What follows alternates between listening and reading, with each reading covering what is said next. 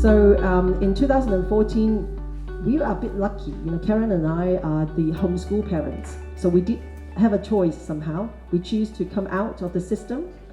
I'm not suggesting you to do that. I'm just telling you the origin of Diversity is by a few homeschool parents who have chosen our path. It's not easy, but we have done it because that's what we wanted to do. And then on the way we met with a lot of parents, and then we feel like, oh, a lot of parents actually do need this kind of sharing, that do need the kind of sharing even with outside of the system parents, because all they need is someone to walk along with them. All they need is maybe for you to know that someone is doing something different, so that you feel encouraged to do something different even though you are staying at your school. So that's how we started. We started off in 2014 with We Need Choices, a conference to bring about different, basically alternate education models to widen the horizon for local parents, so that there are many other choices around. I'm not going to choose them, but at least I know there are people doing other things, and there's a reason for it. And after that, we had another conference, and then the Jockey Club asking us what we wanted to do. So at the time in 2016, we started a project called Learning by Doing, and we partnered with local primary schools. So in mainstream system, we try to give them a little bit of a choice. Otherwise, they have none. And on the other hand, our target is always with the adults. We are not providing services for the children, because we know that only when adults change will our children have a chance. So on the other hand, we'll be doing parenting projects. And Parenting for a Peaceful World is one such project. We are very happy to have invited Robin to come all the way from Australia. And the reason why we have him coming is because, first of all, we learned of his book, and then we started reading about it. And then someone called Karen, who is so passionate to such a point, she started writing emails as a very thick-skinned parent saying, I want to know more. I want to know more. Can you tell me? I have some issue. So because of her inquisitive mind in writing to Robin, and who's kindly keep on answering her, and one day Robin just suggests, why don't you go ahead and translate the book for me? Because Karen has been trying to find someone to translate the book, but no one was helping. So she did a also very brave crowdfunding campaign and crowdsourcing people campaign to find all the translators and an editor to translate the book, which we did in 2 years' time. It was published in end of 2017. That was the book. And then how did the book come about? Become a 3-year community parenting program that you are actually sitting in here now.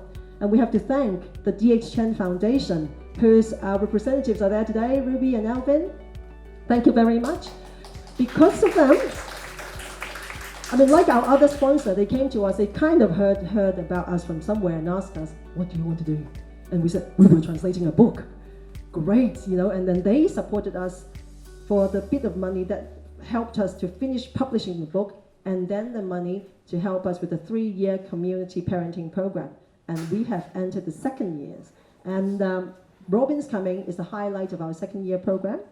And then if you want to know more about the program, you can look at the back of the book, the booklet, and this is a little preview of the program. And you can always ask Hero there at the back with the black glasses. If you want to bring this program into your school or your center or your community, contact her. You might be able to do it in the next this year or next year. Now, yes, Hero is there. Hero, wave, wave, wave.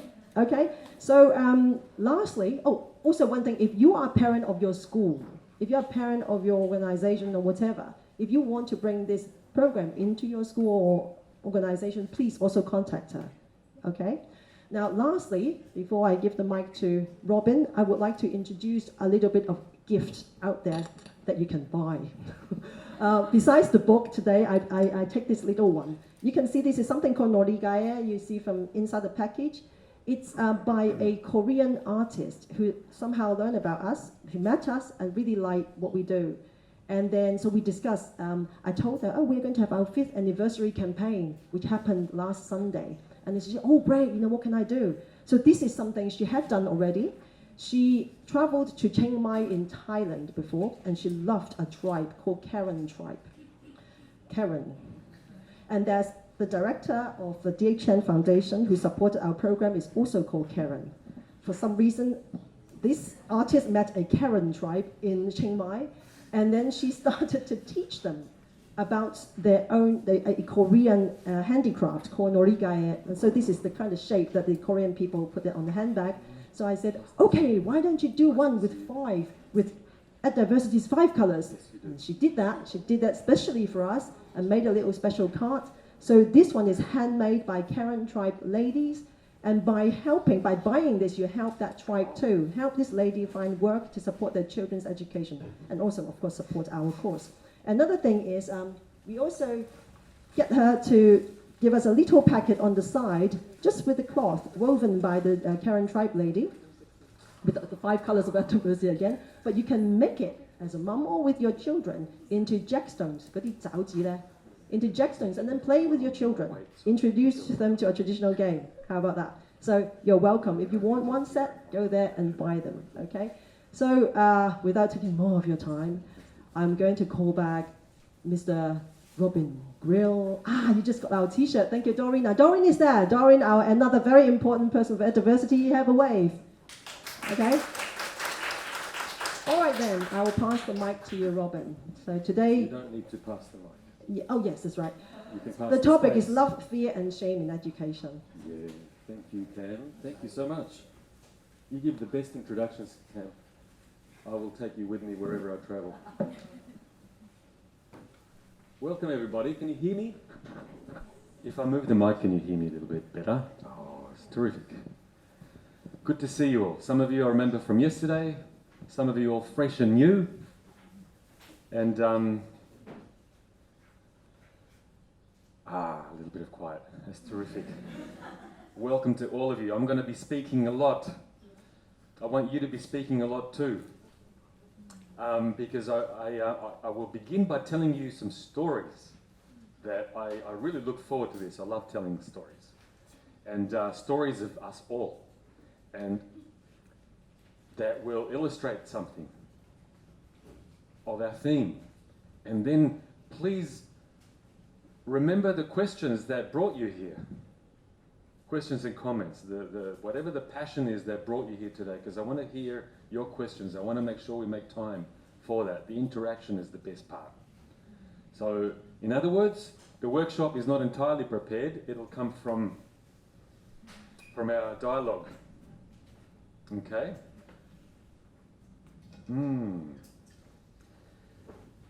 Here's a question to begin with.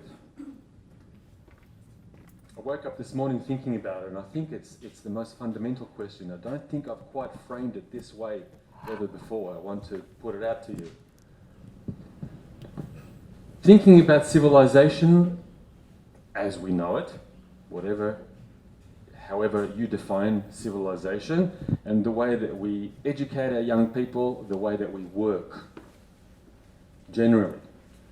Do you think that that is inevitable or optional, our way of doing things? In Hong Kong, in China, in the world, our way of being civilized. Is it inevitable or is it optional?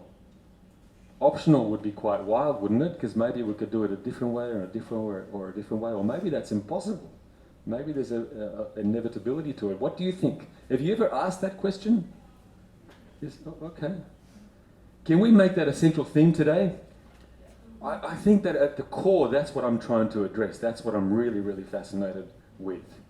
Was this all inevitable as it is? Or if we tried something different, would it be worse? Are we the pinnacle of evolution? I am. That's terrifying, eh? You are. Oh. No offense. I am the pinnacle of evolution, said Australopithecus. Often.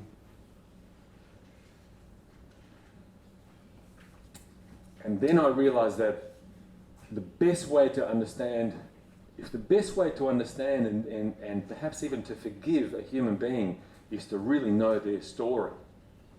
And not just the story of what happened, but how it felt.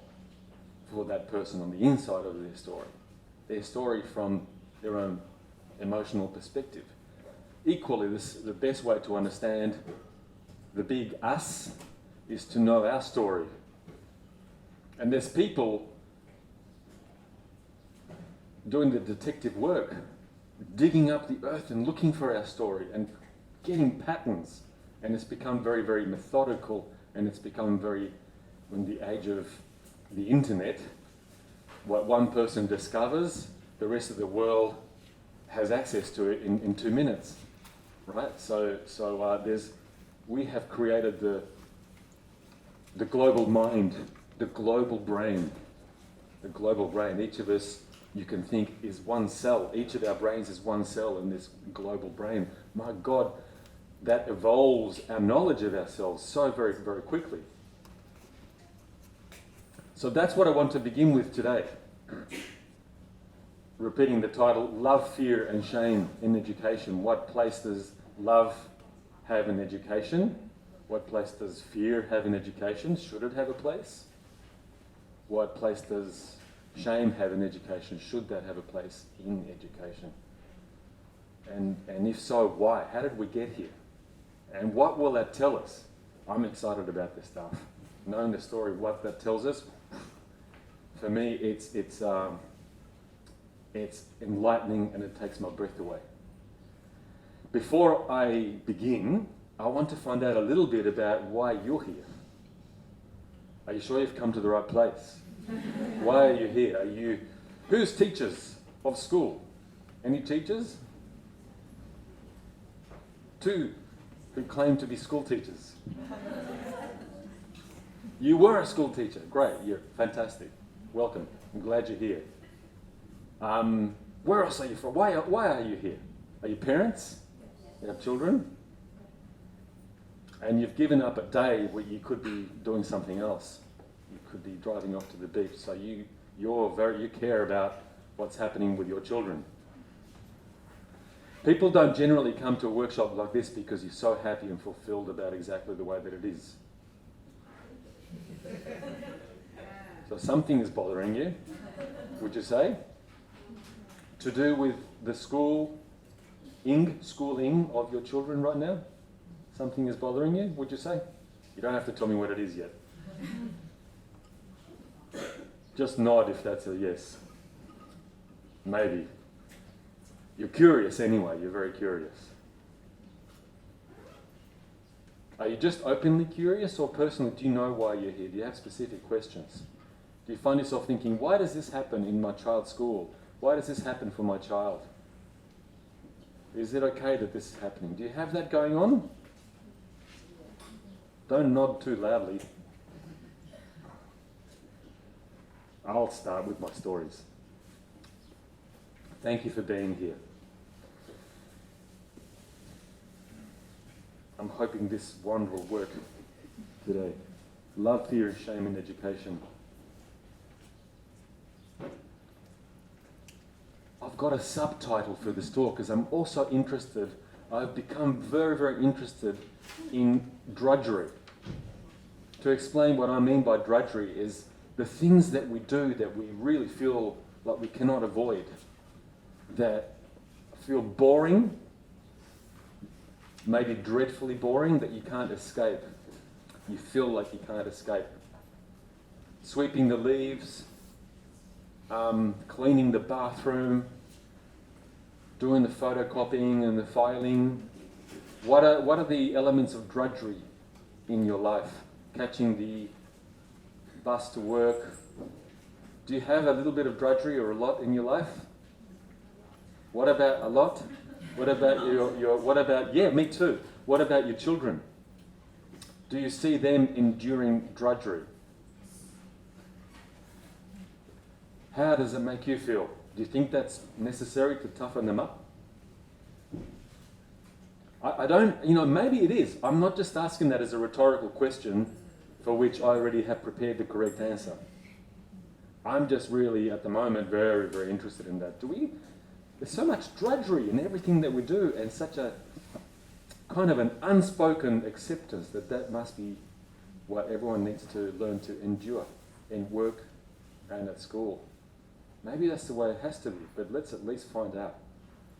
I want to look at the history of drudgery and the history of fear and shame in education. Is there a history of love in education? Maybe there is. Maybe a little bit less. A shorter history. Put your hand up if you ever felt afraid at school, when you were a child at school.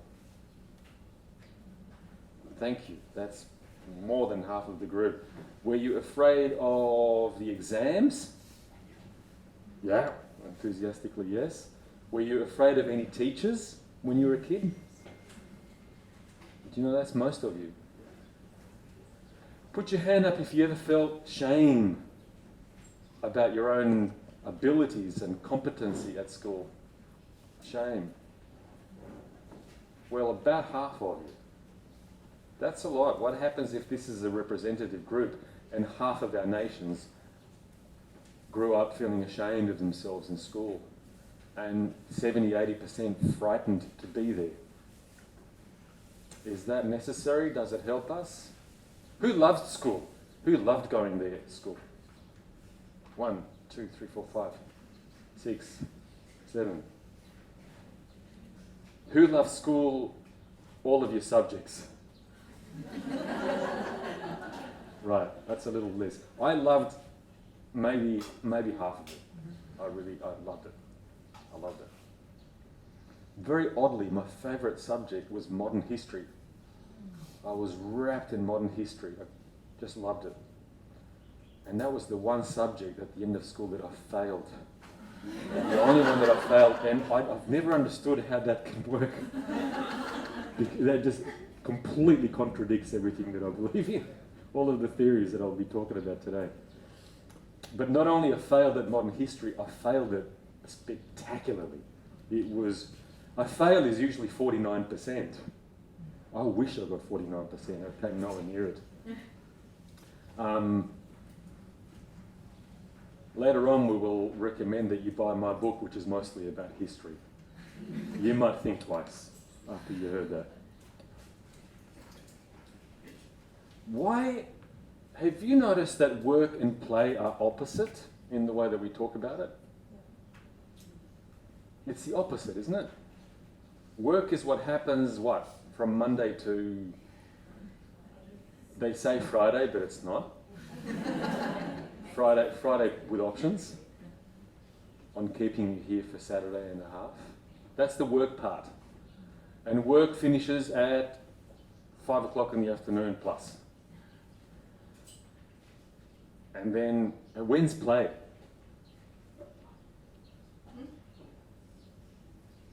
When is play? Have you ever asked that question? Why is work the opposite of play? Why are they opposite poles? Why can't play actually end up being productive? Very productive in some ways. Why do they not contain each other? Why is not work? Why work isn't? It doesn't sound like work is supposed to be playful. You're not here to play. You're here to work. Because there is an assumption. Work must be painful, or Work must be painful is the assumption. Yeah, I'm going to be asking why, because maybe it does have to be painful, but can we please look at this by telling the story? How the hell did we get here? I heard it from an experienced principal. You've heard it from an experienced principal. He sounds like a very experienced, he's got great experience at working. She's retired, so she's a very experienced principal. Very experienced. Experienced in work must be painful. Culture. Yes, that's what she said. Yeah, I think she said that because she believes it. And that is a window, that's a revelation you can see. She was being very honest when she said that. I appreciate that. So there is that belief. Work must be painful. Does that not make sense of why work actually is painful? How painful is work? Or at least Yeah. not much fun as you can imagine. Not as much fun. Well, to be honest, I don't always have fun at my work. Some of my work is a pain and I'd rather not go that day, to be honest. Let's look at that. Let's let's open that up. Well, that'll be at the end. Have you heard of Monday-itis? Do you have that expression here? Monday-itis? Pardon? Monday blues. And more people take a sickie. You have that expression, taking a sickie, or is that an Aussieism? You've got to help me out with that. Is that an Aussieism? Chucking a sickie. Well, it's pretty much an Englishism as well. Oh, is it? Yeah. Okay, we got it from you then. Probably. Yeah. Like most Thanks for that. Chucking a sickie is when you get sick so you don't go to work. It happens more on Mondays. What happens when an entire nation, or most of an entire population, or not nation, most of the world, modern civilized, begins the week with, oh, God. Oh. What's up? Work. Oh, starts now. What happens when the world marches off to work that way? What does it do to our health, our well-being, our relationships, our productivity? And have you heard of TGIF? Yes. The despair in the work. I can't wait for Friday. Or in the modern case, Saturday and a half, which is when I finally get off. Thank God it's Saturday and a half. God, we're unhappy with work. And is that the way it's supposed to be? I don't mean, that's not true for everybody, but if that's true for half the world, half of the time, I think we're in terrible trouble. Terrible trouble. Okay, is that inevitable? Is all of that inevitable? Or is it optional? Let's find out, where the hell did this come from? And I want to recommend this book for anybody that's got any interest in anthropology. He's from Yale University, Professor Emeritus of Yale University. And he's not alone, but his gift is in writing the newest conclusions of anthropology in a way that normal human beings like you and me can read. So it's not an academic language. To me, it read like a thriller. I couldn't put it down. It really, really opens things up. Against the grain. There's a reason why he called it that expression. That what we call civilizations from the ancient world onward were centered around the growing of grain.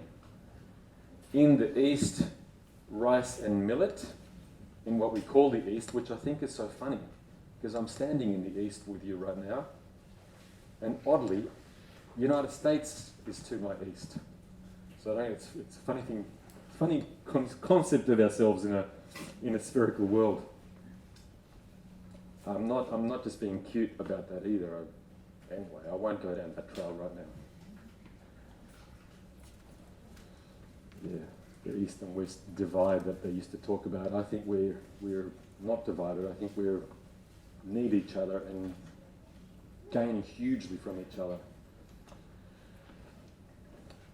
Millet and rice in the East, wheat, barley, and rye in the West. And here's the picture. It turns out that if you want to look at where drudgery began for human beings, this is where it actually began. Drudgery and fear and shame to do with work and education. This is where it began. I'm not saying that the life of a hunter-gatherer was all rosy. It was dangerous. There was all kinds of insecurities. I don't want to go live the life of a hunter-gatherer. I wouldn't last an hour and a half. I like it here. Thank you. I like it here. What I love about civilization, as we know it, is the incredible diversity. Because I imagine it this way, when you grow up as a hunter-gatherer, and one fine day your mum or your dad come to you and say, "So, son, daughter, what do you want to be when you grow up, a hunter or a gatherer?"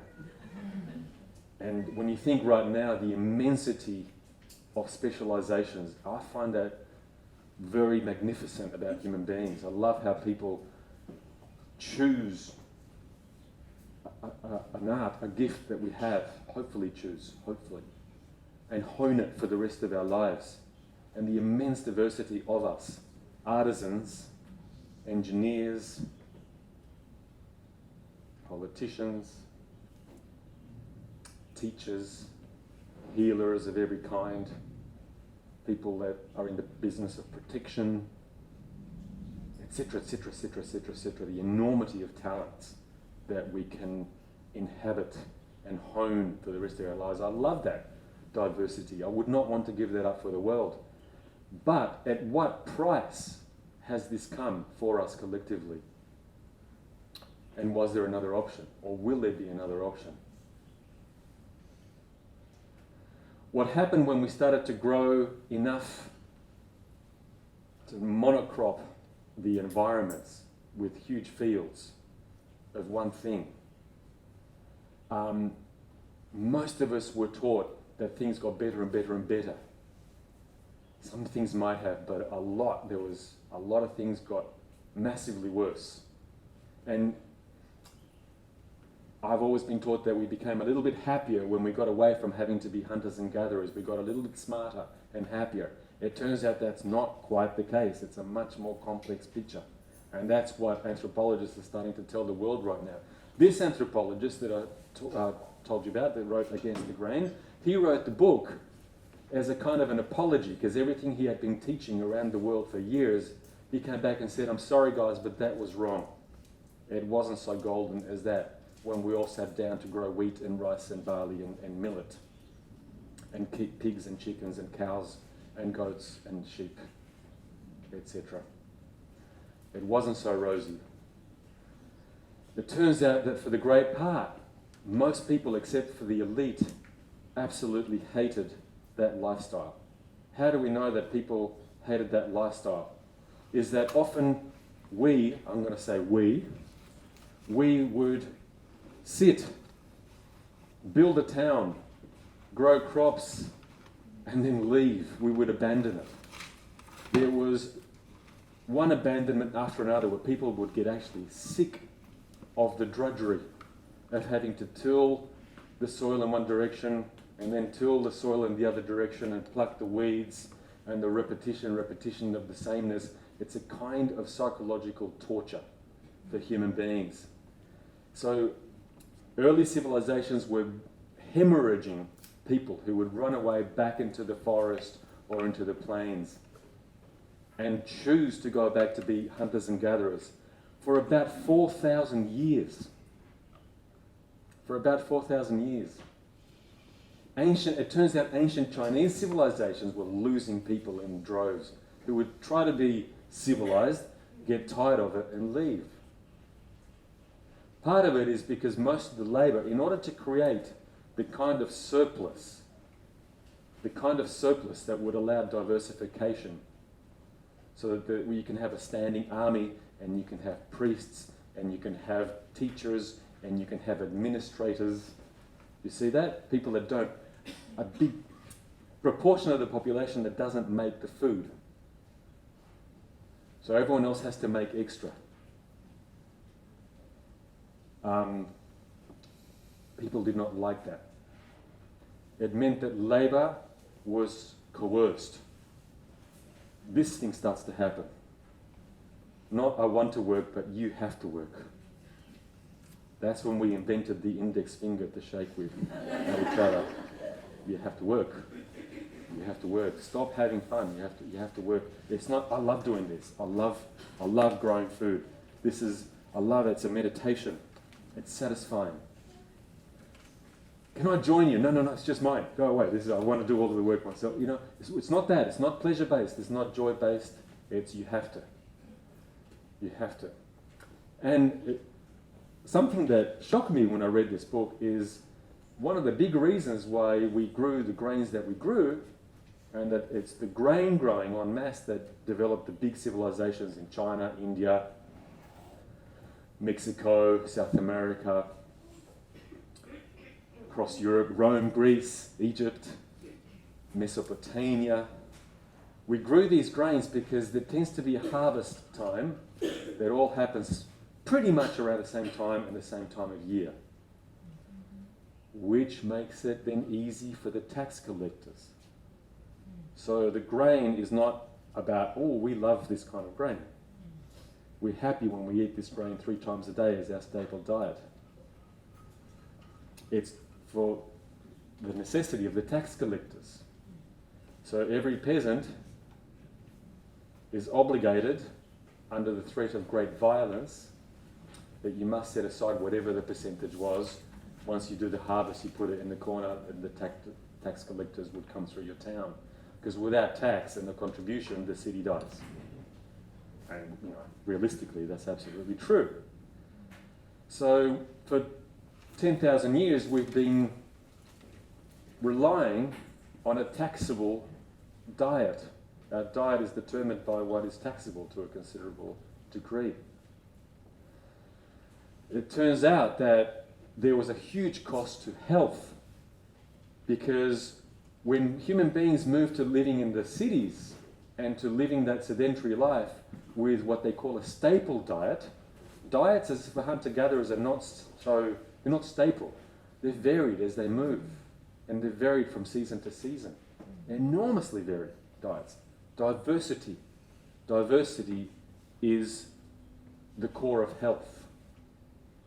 Diversity, by interesting coincidence, diversity is equivalent to health. Diversity of the gut bacteria is what gives your immune system its health. Eating a great diversity of food, not a repeated. Grains are lovely, but they are a weight they're harder to digest. Especially if we keep to one grain.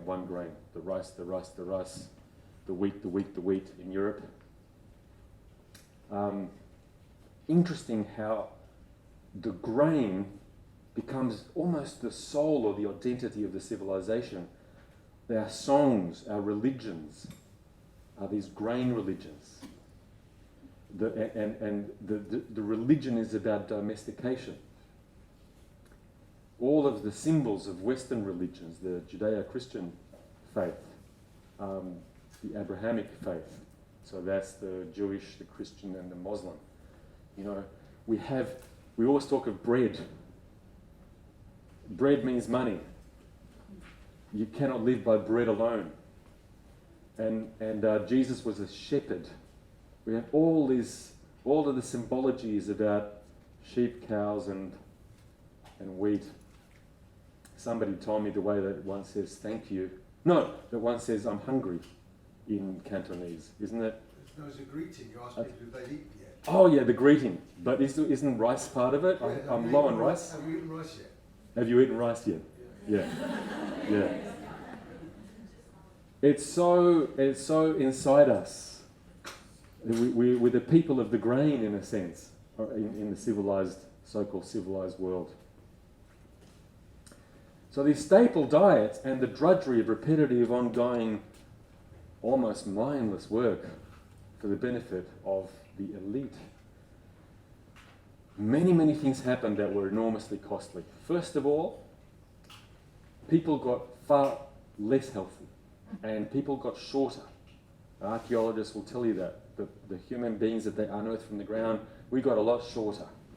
Tooth decay began from this over-reliance on starchy foods. Tooth decay. The skulls of hunter-gatherers that they bring out of the earth, brilliant teeth. Not so for us. We got a lot more unhealthy. The beginning of most infectious diseases. It came from living and sharing our space with cows, cowpox, I think smallpox, with pigs, chicken pox. A lot of that came from, so we removed our food source from ecology. We removed it from ecology. We grew monocrops. Gigantic fields with one plant. Nowhere in nature does that exist. Suddenly we declared war against nature. We see ourselves as the dominator of nature. Nature is wild and bad. We are its boss. That has a profound effect on how we relate to one another and how we relate to the world, how we see ourselves. There must be a boss. If you think in domination about everything, then you don't think about partnership. And there is no humility in that. That's very disempowering. We got sicker, we died much younger. Life expectancy shrank down to people were dying, living to their 30s or early 40s. The other thing that happened, with the monocrops, in comes, it's a come and get it for every kind of living being that wants to eat the crop. And so we invented pests. Pests aren't pests, we invented them. The insects that want to come and eat our crops. Because when we take crops out of the ecology, it makes them incredibly vulnerable. That means we have to work much harder. We've declared war against ecology. We're in a constant state of alert and defense against what we call pests. We also invented weeds. There's no weeds. Every plant has its value in a complex ecological system. To us, anything that grows amongst our rice or our wheat is bad. It's a weed, we must kill it. So monoculturing for civilization is kind of a death cult. We have been at war. We're these dominators at war against nature, and we've been winning. We've been winning, which is why we're not winning anymore. That's why we're not winning anymore. Why we're so slow to turn things around to the point that we're risking the survival of humanity. The other thing that happened is, even though there's always been violence, people have always fought with each other and killed each other to some degree, violence increased exponentially. It became large-scale, organised violence, the invention of standing armies. Because the moment you take land and decide that you are its god, its owner, draw a rectangle around it, you will be defending from nature, from weeds and pests, which you've invented. You'll be defending from other people. War began. So history got extremely bloody from that point, unhealthy, dangerous, and deeply unhappy for most people. This is what the anthropologists say. Next, we invented, you know what the biggest product of the trade was? People, human beings, thousands upon thousands. And now anthropologists have started to gain a new understanding of why there were walls around cities. We always assumed that the walls were to keep out invaders from the outside. Turns out these walls were to keep people from escaping, because they were escaping. All of the time people ran away, slaves as well as peasants. A lot of civilizations collapsed. The Mayan civilization in Mexico just collapsed. They've never understood why, because there was no war that decimated them. Now they're getting it. People have just got tired of it and they walked off into the forest. I've had it with this joint. I'm sick of just ploughing the field and growing this one thing, corn, quinoa, corn. Quinoa for the hipsters, corn for everyone else. And war, illness, death, etc. People had to have, women had to become much more subservient. You're there to have 14 children. That means you'll be pregnant or breastfeeding for the rest of your life pretty much, because you'll probably die at 40, 45. That's what you will do. Give us the workforce, because half of them will die through these infectious diseases or the war. Think of the position of women. Think of the position of men. My son, you're here to fight and be pushed into labour. That's who you have to become. Therefore, that's who we have to train. from the beginning. The way that we do industry determines how we do education, whether it's education at home or education at schools. The early Greeks invented schools for themselves. School is something that grew up slowly, and then the schools as we know it came up in, I think, East Germany. It's not East Germany anymore, Prussia. The eastern part of Germany was very instrumental in the schools. We have military schools. That's how they trained, sitting everyone in rows, making them obedient, preparing young people to be obedient, mostly boys, because they wanted people who knew how to be organised in a war, with a war objective. War-capable humans is what schools were designed for to a large extent. Also, in the early Industrial Revolution, Victorian times, we call it, Western Europe, Germany, France, Holland, England. We need people that are willing to go to factories, children, and obey for 14 hours a day and just do the same repetitive thing 14 hours a day.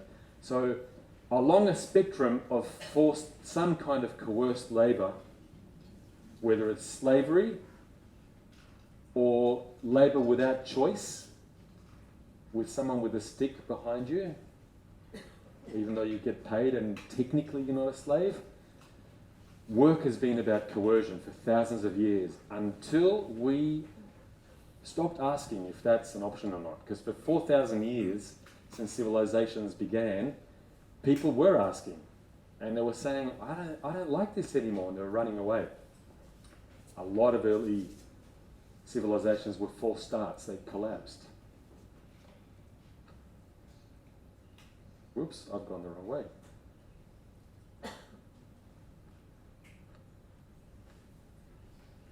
Universality of... I'll read you a quote from, I forgot his name, James Stone. What was his name? Against the Grain. It would be impossible to exaggerate the centrality of forced labour in one form or another in the development of the state until very recently. As late as 1800, 3/4 of the world lived in bondage, lived in some kind of bondage. 3/4, 3 out of every 4 people on the planet. And to what degree are many of us still feeling like part of ourselves is in bondage because we don't have choice? And we especially don't have choice to the degree that we accept mentally you're supposed to endure drudgery. You're supposed to endure hatred of the work that you do. You're supposed to. That's what makes you a good person. How many times have we been told that? It's not that we get punished so much, we get congratulated. There's always, if you come home as a kid and you say, I worked so hard today, it was horrible. Somebody will say, that's my boy. That's my girl. And they'll ring up the family and say, hey, my child endured a lot of drudgery today. Woof. Takes up from my side of the family. I'm proud of that one. Does that happen with you? Have you ever felt congratulated and rewarded for putting yourself through great hardship in order to perform? I don't even know if that's all bad. I don't think life is always going to be a picnic. I doubt that that's possible. But it's not a picnic I'm actually looking for. It's a bit more passion, actually. And passion can be difficult as an objective. Passion is a difficult master or mistress, definitely. But how about, could it be more that way? Could work and education both be more about passion rather than endurance? Imagine that.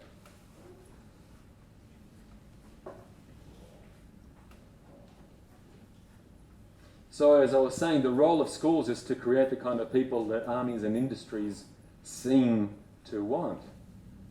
So schools have historically been about punishment, and very severe punishment.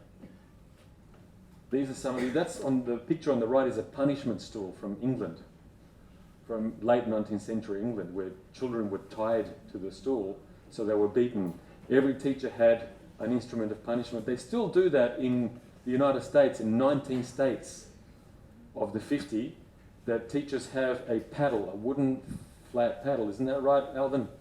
I think in Florida it's still legal, and it's up on the wall, so if you don't like what a child says or does, you whack them on the buttocks. Children of all ages. And that's so normal. That's so normal that people don't see it. Except when they start to see it. But it was always that way in all of the schools, actually. I remember in Australia I got hit with a cane. And it stung like crazy. I got hit for talking too much. I used to get these report cards, humiliating report cards that I'd have to take home to my mum and dad. It says, Robin would do better if he stopped talking so much in class. Well, listen, mate, now I'm getting paid to talk. So how do you like that? That's my revenge.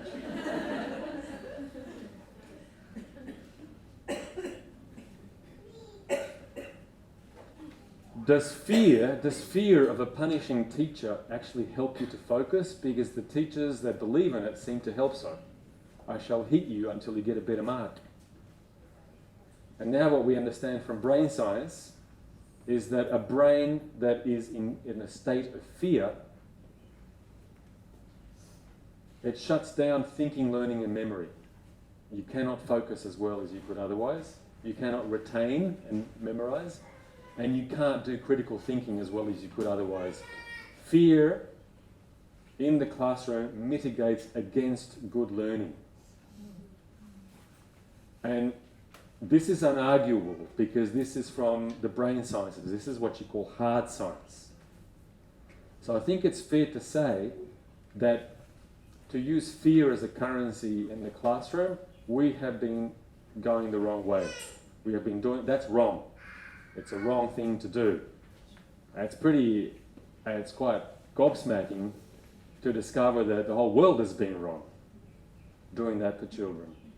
We have been undermining. You know, we're very proud of ourselves around the world that illiteracy is disappearing and all the kids get to go to free schooling and the girls as well as boys. We feel very, very proud. But we're giving them half. We're setting them, it's like driving a car in second gear for the rest of your life.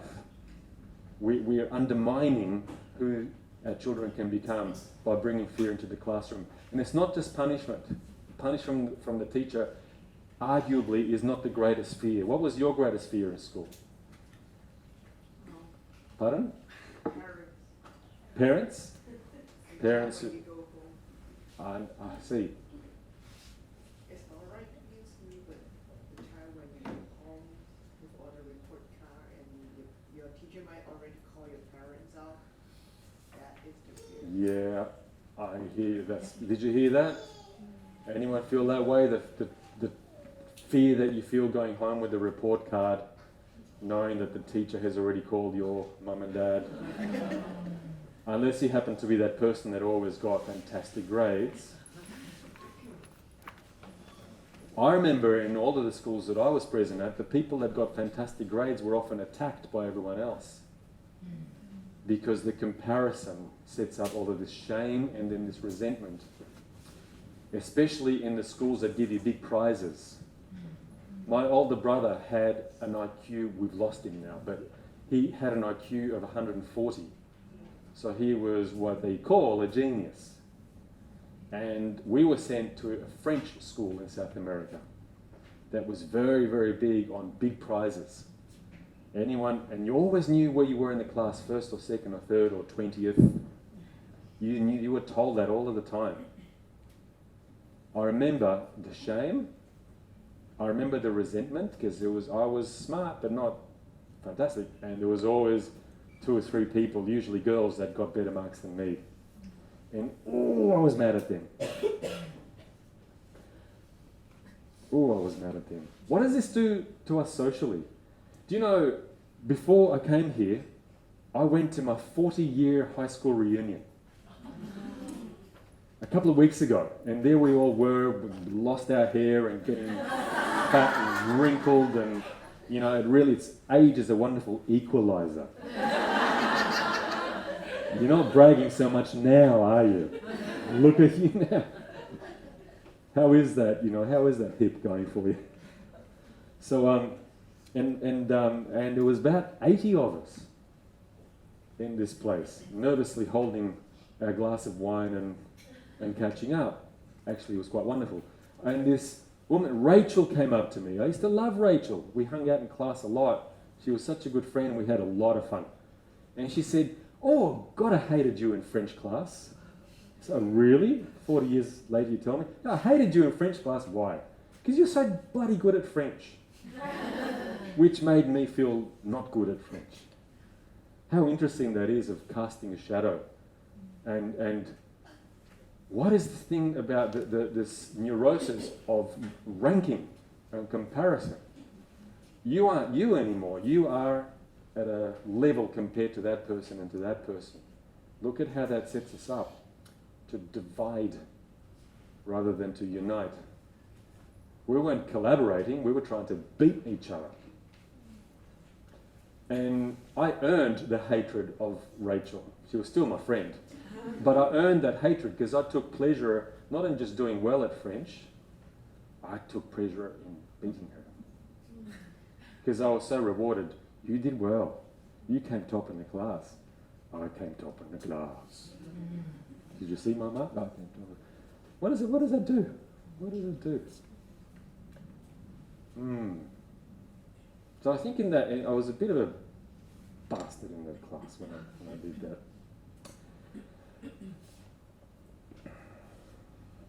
Grading and ranking.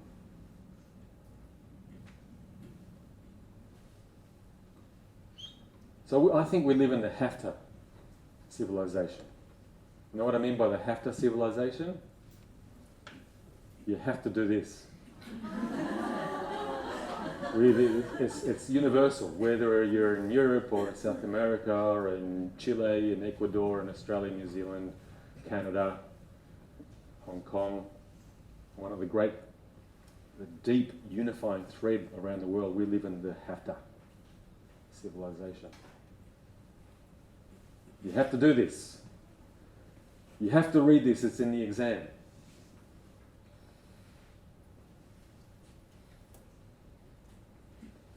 Which means the teachers don't ask, what do you love to do? Not much. Not in the mainstream. Think back when you were in school. Please put your hand up if you had teachers that would come to you and say, what do you most love to do when you're here? What do you love to do? What do you love to do? Do you love maths? Do you love languages? Do you love woodwork? Is there woodwork? Do you love music? What do you really love to do? Boy, girl, please put your hand up if you had teachers that would do that with you. I saw you had one hand at the back. You had those kinds of teachers? Wow. Pardon? Your teachers are good. Do you think they're good? Did they feel good for you because they asked what you loved?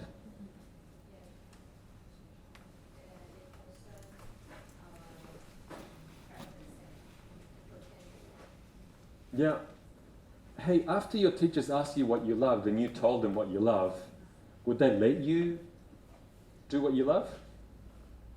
Were you allowed to pursue those things? Most of the time. They have their own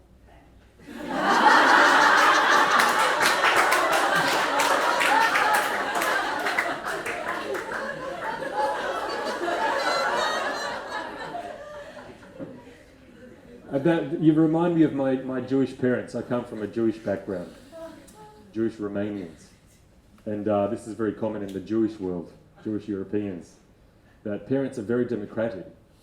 They really are. And they really believe in giving you your freedom to choose what you want. And your parents, or your Jewish mum or Jewish dad will come to you and say, Now, young daughter, what would you like to be, a doctor or a lawyer?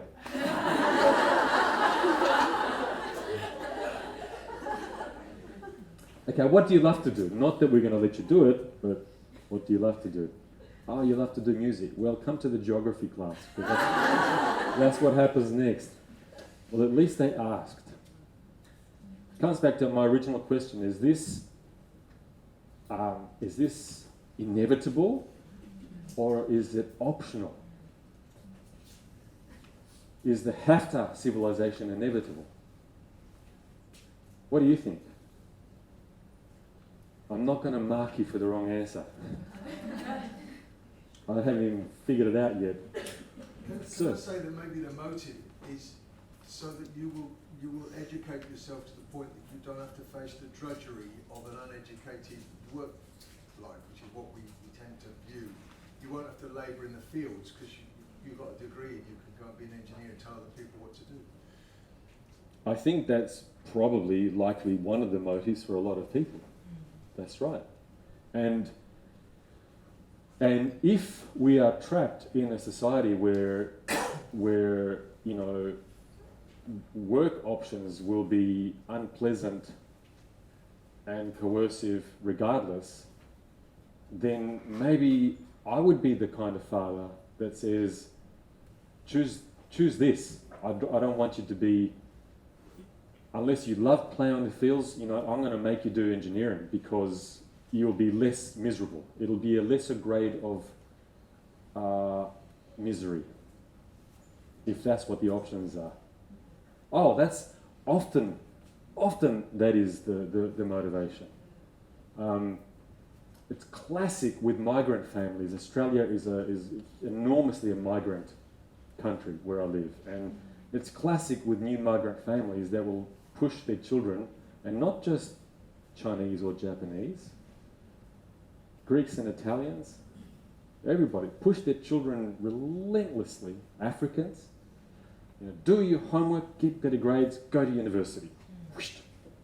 They push like crazy because they've come from great fear and difficulty, a lot of refugee families.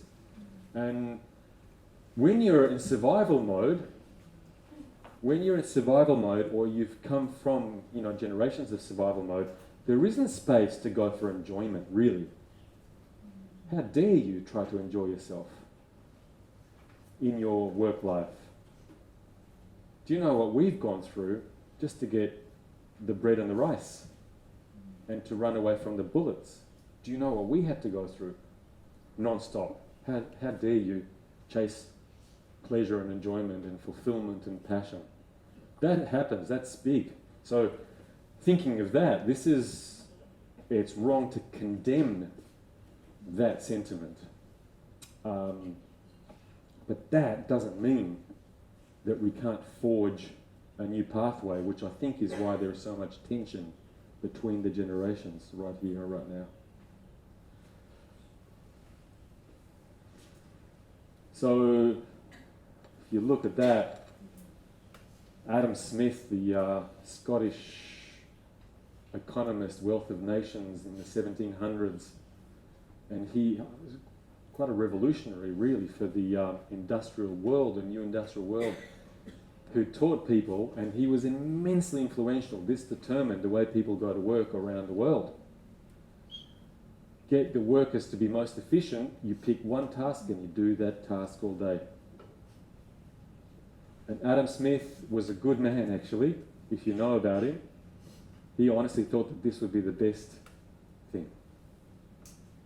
But imagine the torture, the psychological torture for millions.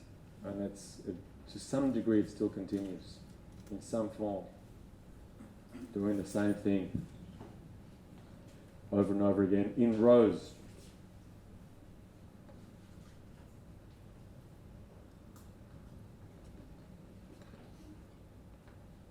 And I mean, I look at those rows and the clothing, and I look at our school uniforms, and the it feels to me like it's the architecture and the design to mitigate against individual expression. It's the design of anonymity. It feels to me like fear, like crowd control, like humans aren't to be trusted. That if there was room to choose and think, there would be chaos. And we wouldn't all get along and do all of the necessary things. I think that that's what that culture says. Humans are not to be trusted. If you get a choice, you'd all behave like 4-year-old children and hurt each other and run around, and there'd be no food anymore.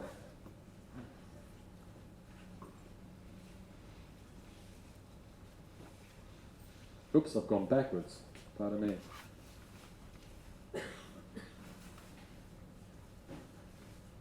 And this is where the modern classroom obviously comes from. School is designed to adapt children to the hunger of industry, the industry of the time. If you're really interested, go online. You might have to write this down. Go online, look up Alfie Kohn, Kohn. He is a professor of education at Harvard University. Alfie Kohn, Alfiekohn.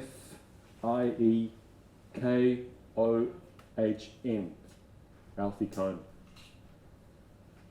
And you'll find, if you do a search for his website, there is a DVD that you can buy if you have a DVD player, if you have a friend with a DVD player.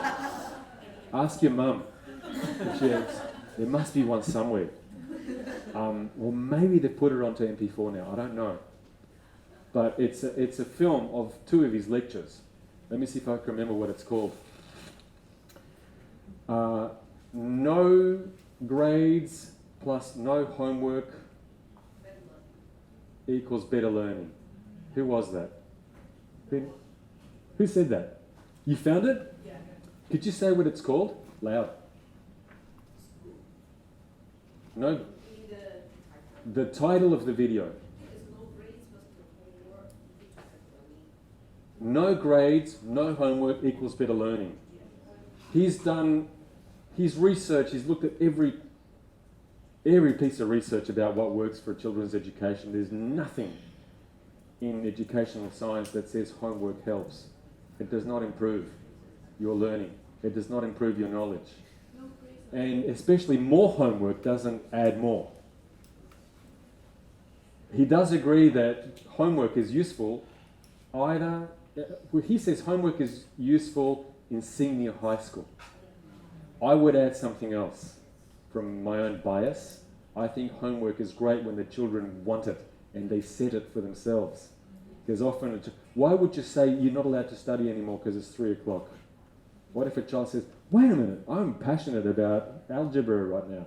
I want more. My daughter used to my father was an engineer. She used to chase after him during the holidays, give me more algebra problems, because it was so much fun. Why would you stop that? No, don't do that, that's called homework. Coercion of fun. But it was fun for her. Okay, so he's not saying zero homework, never, but compared to what we have now, and teachers all over the world are saying you must do more homework, and parents are saying my children must do more homework. It's actually scientific nonsense. And the idea that we need to examine our kids to find out about their ability, that's also unnecessary. There are tons of schools around the world that use very little examination. Okay, now to ad infinitum, you're probably tired of hearing about Finland. Have you heard about Finland and their schools over and over and over and over and over again? I would like to say to all of the governments, if you're tired of hearing about Finland, there's one way to shut us up. Be like Finland. And they all stop talking about it. Be better than Finland. We can do better than Finland right here. You have to hand it over to the Vikings. Vikings. Pardon? Norway. Oh, it was the Norwegians. True. That's true. The Finnish. Mongolians, the Finns. Yes, and they speak Hungarian kind of stuff. Very weird. Weird people in this snowy, cold place. And they have almost no exams. in their schools.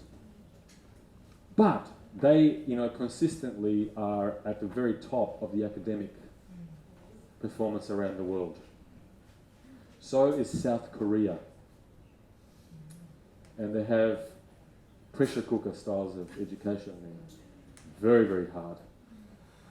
And a very high suicide rate for the children. Absolutely. I didn't know about this. I met a Korean teacher in Australia who stood up in one of my workshops crying, and she said, I came to Australia as a refugee of the South Korean education system to teach. She was teaching in a very liberal school in Queensland. And she said she was very worried. Her niece is 6 years old.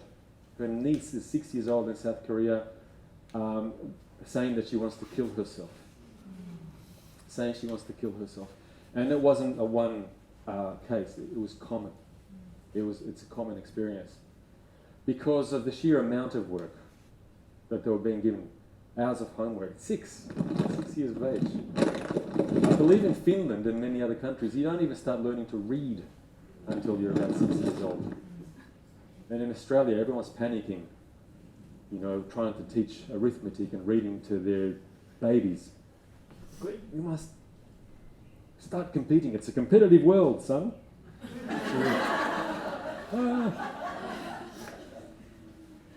What's 4 times 7?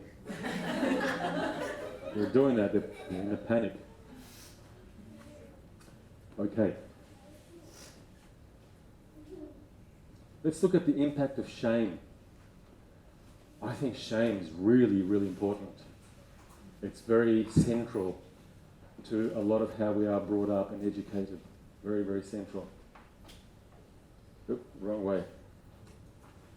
I go the wrong way very often. Because when I try to go the right way, the button doesn't work. Does that ever happen to you? This is what I wanted to say before I came to the shame part.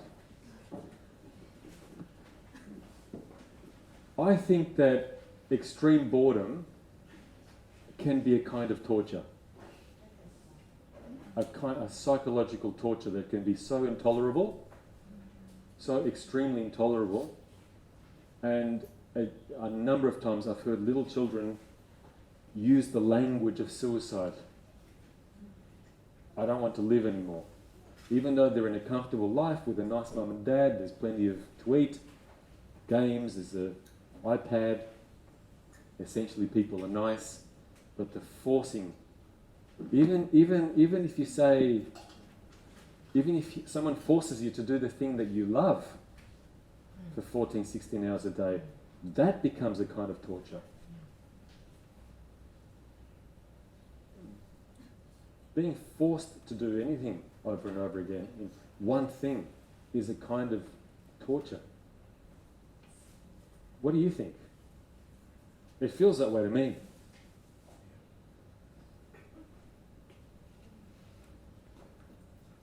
So it's dangerous what we are doing. It's dangerous what we're doing. And I understand that this has been an adaptation to surviving as best as we know in this world of civilization and now the industrialized world. It's not that teachers are bad. They're actually not. They're generally people become teachers because they genuinely like children and they want you to be successful. So there isn't a singular evil in here to be found. That doesn't mean that it isn't dangerous what we are doing with our children. The impact. Our children are quantified. I was quantified. Were you? The fact of knowing how many numbers you add up to, your percentage, your ranking in the school, in the class. Now in Australia, they're ranking the school principal. And the school principals suddenly all sound like politicians. Do you get that here? Because they reveal in a website for the world to see what the exam scores were for your school. So if the exams went down, the scores went down, then parents won't take their children somewhere else, because parents have bought into the idea that more marks is a better person.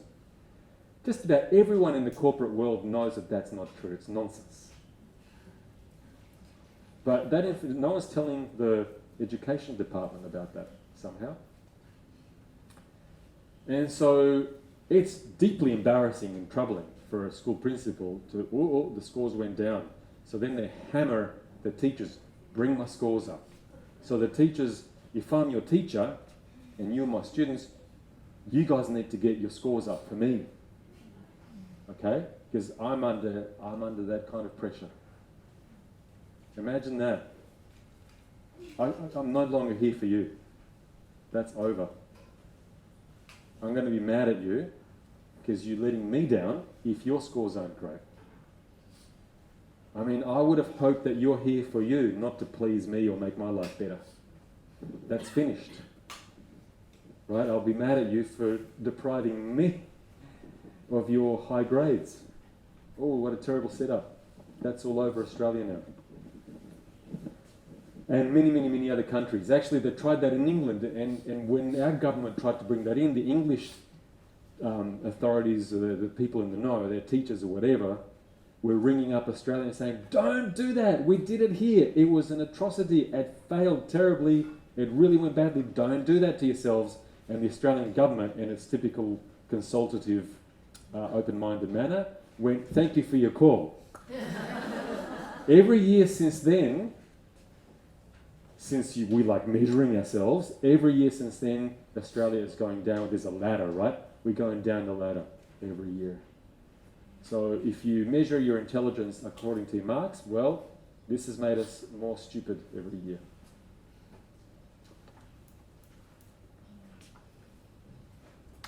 But it brings shame to know that you aren't as smart as somebody else. It's funny how we can be ashamed even about subjects that we don't particularly care for. We don't say, gosh, I'm really doing badly at geography. Everybody else is smarter than me. Hang on a minute, I'm not even interested in geography. Why should I care? Who cares about geography? I like technical stuff, not geography.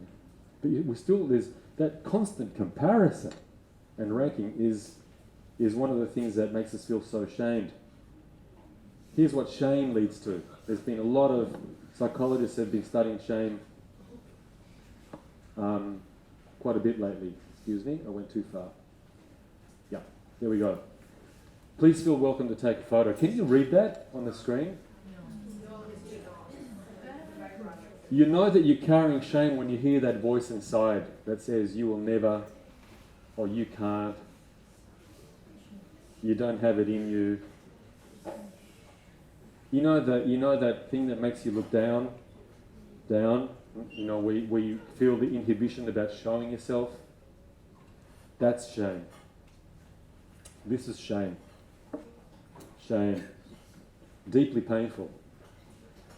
The things that we wanted to do that we were terrified to be exposed. That's shame. There's probably no human emotion that is more disabling and corrosive to who we could be and what we could contribute.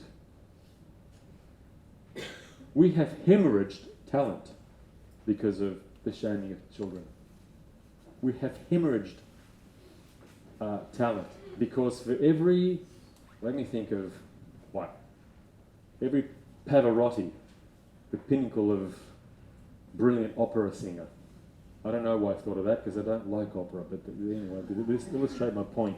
For every Pavarotti that made it, how many Pavarottis are there who are doing some drudgery someplace, working in an office, doing the filing, making the tea and photocopying, because of the shame? Because to pursue what you love means continually facing the fear and the shame, but moving through. I want to try more of this. There's a continuation of risk in the pursuit of what we love. Risk, risk, risk, all of the time. If the shame is overpowering, how many more inventors could we have had Women inventors, there's been so few. What have we not had invented already that we could have had? Because of the trampling of children in shame, etc., etc. Shame makes us narcissistic. It makes us, if somebody shames us, you've done very badly because here's your report card. You weren't paying attention in class. We're not going to say what's wrong with us that you're not paying attention to us. We're going to say you're the kind of person that doesn't pay attention. Shame on you. It makes you self-preoccupied. What's wrong with me? What's wrong with me? What's wrong with me? When I'm self-preoccupied, I'm not thinking of you anymore. It actually mitigates against empathic behaviour. It makes us self-preoccupied. It unfocuses your mind. When you're troubled with shame, it's hard to stay present and focused. Almost impossible. It's ruinous to learning. And ruinous to creativity. Why is shame ruinous for creativity? Because to be creative, to invent new things, to creative problem solving, solutions that break the eggshell, outside the box, being different, writing a new song, inventing a new machine. Every invention that's ever been made is the result of 99 absolute failures. Do you get that?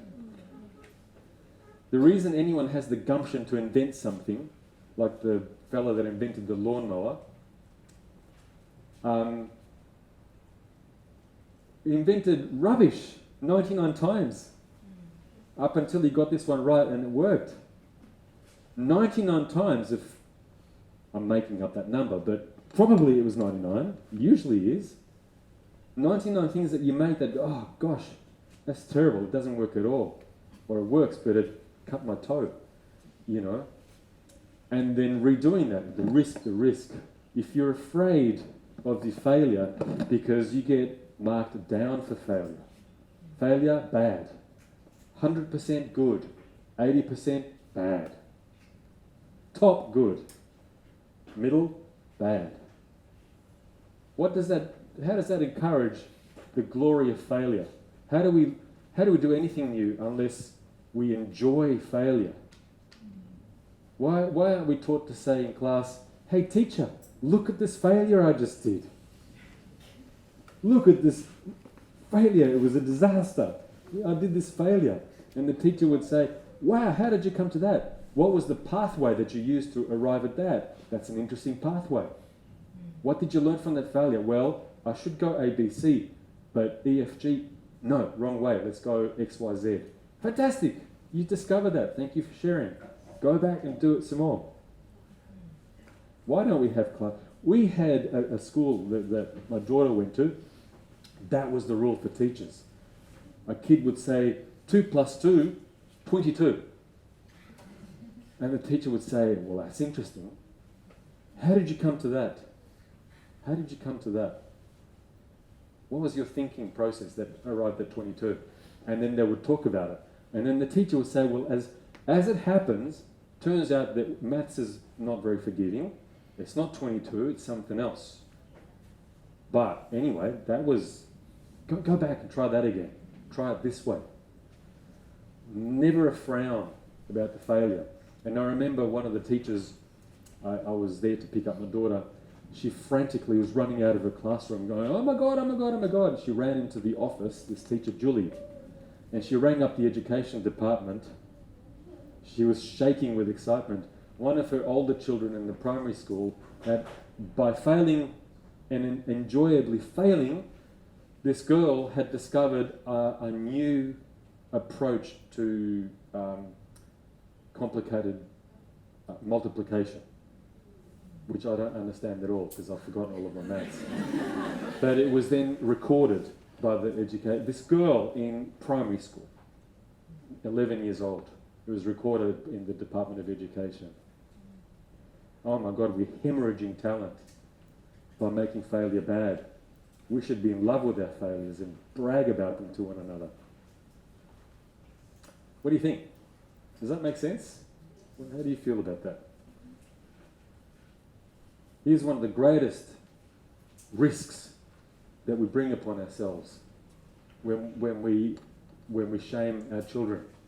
One of the gravest risks. Shame rage. Some psychologists have started to call this phenomena shame rage. That children that are carrying a lot of shame, a number of them, not all of them, but a number of them, become enraged. They feel like they don't have a stake in the world. This classroom is not my classroom. This society is not my society.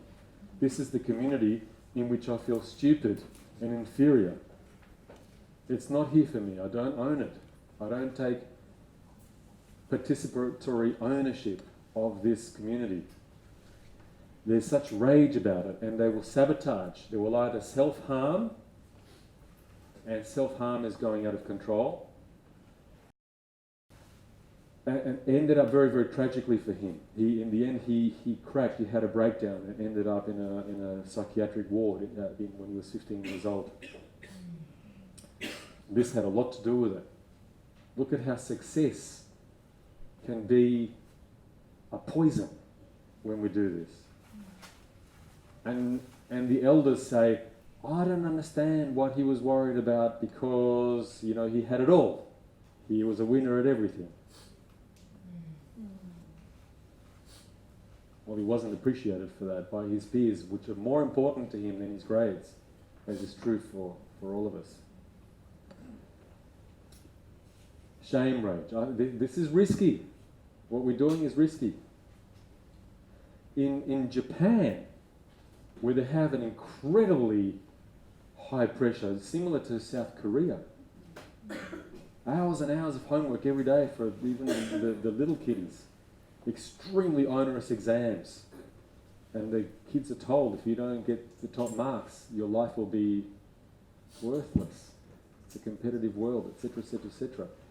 And they have this national epidemic of the most vicious kind of bullying, shame rage. Great, great, great school violence. Also a national epidemic of school refusal, where the more sensitive, the more, so the bullies are the more robust children, more assertive. They move towards bullying. The more sensitive young person, thoughtful, sensitive, artistic, musical, they break, they collapse. It's called school refusal. There's a nationwide epidemic of that in Japan, where the child disappears. Nobody knows where they are because they're staying in their room. They won't leave on their computer all day long. They don't want to go out. They can't. And because there's so much shame about that, the parents aren't reaching out. They lie. When the neighbour says, "Hey, we haven't seen your son for a while. Where is he?" "Oh, he's gone to live in the country for a while with his grandma." So they were in absolute despair, not knowing what to do because nothing was working, and they got together, they banded together, and because they had nothing to lose, they formed what they call the Japanese free schools. Japanese free schools. And as long as the kids come out of the room, that's such a relief. They say to the kids, look, while you're here, you can learn what you want, how you want to learn it, what do you love, just do that. At least we know that you're doing something. And we won't ring a bell every 40 minutes to make you stop. If you want to do it all day, well, at least you're here. It was thought of as a remedial thing. The free schools became so successful. These children thrive. They regain their confidence. It really surprised them. It was far more successful than they expected. The last time I researched this, there's over 200 free schools in Japan. As the children were growing through the senior high school years, they realized we don't have a university that gives us this kind of choice. So the children made their own university. They're thriving. They're learning. They love learning. The government yet has not given them the full recognition, but they accept. but they don't want to give them the full certification. They're frightened. It's like less legitimate somehow. And there are so many examples. I mean, if we listen to the corporate world, we would let children choose. I'm thinking right now of a young man that I met in a homeschooling conference in Australia. A really, really, really interesting, very warm young man who'd been homeschooled his whole life. He had been homeschooled so much that he was very curious about school. He told his parents, I want to go and feel what it's like to sit in rows and do exams and have that kind of pressure on me. I want to see what it's like. And the parents said, okay. And he went for a year and he thought, well, okay, this is really, really interesting, actually. And I'll go back and finish my high school diploma at home. Fast forward, he was homeschooled his whole life. When I met him at this conference, he had been headhunted by Google. They somehow found out about him all the way from Silicon Valley, and they sent a crane over to pick him up and said, you coming with us? We want what you have. We want what you have. I've got a lot of stories that way. Of not necessarily always homeschooled, but yeah, homeschooled kids. One that I know, he taught himself coding on the university, on the computer. By 14, he was running his own business and making a lot of money, buying and selling things from all over the world on Etsy. Not Etsy, eBay. eBay. He was making a ton of money, this kid. He was making instructional YouTubes. This was at 14. Self-taught. It's not that I believe in too much self-taught. I like schools, actually. I like having elders that give you new questions to ask. That's a long discussion. However, this worked for him. He finished high school and said, I don't really want to go to university. I think university is stupid. He is interested in economics, and he said, I look at what they do, I don't really, that's too narrow. Anyway, he's making a lot more money than I am. He's 19 years old. And he went to this company and said, I think I can do what you have. They're an IT company. And they said, well, you don't have university. Well, no, well, check me out. They employed him straight after school. He hasn't even started uni. And then the employer says, look, you're going to get to a point that you will, for what you're doing here, you will need uni. How about we support you to go to university part-time? So he started that now. I think business world is hungry for people that have been given the freedom to invent and create and think outside the boxes. We can't do inside box anymore.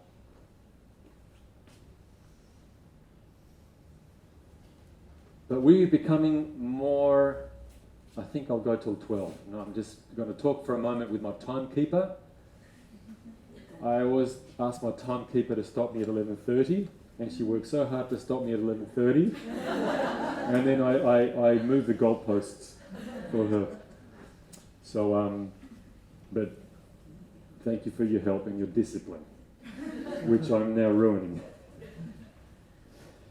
This is what we do in the more modern world. We've become more sophisticated and more subtle. We don't seem to punish children as much. What we do is we give them rewards and big prizes, like they did for my brother, when he was in primary school. This is enormous in Australia.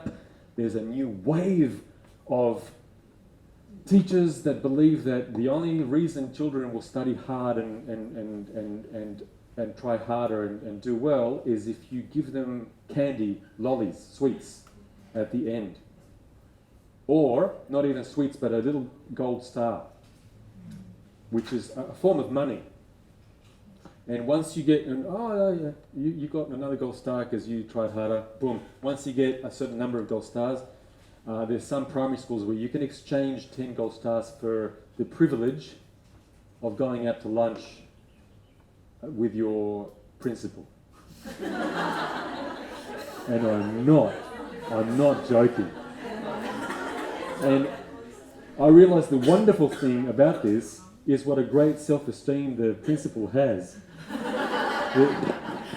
to set themselves up as the prize that every kid wants. I would have thought that put sort of downward pressure, and you get to 9 stars, and you'd be saying, oh, it's all right, teacher, I just failed. But this is taken over. It's taken over almost every school around Australia and many, many other countries. Because no one seems to listen to the research.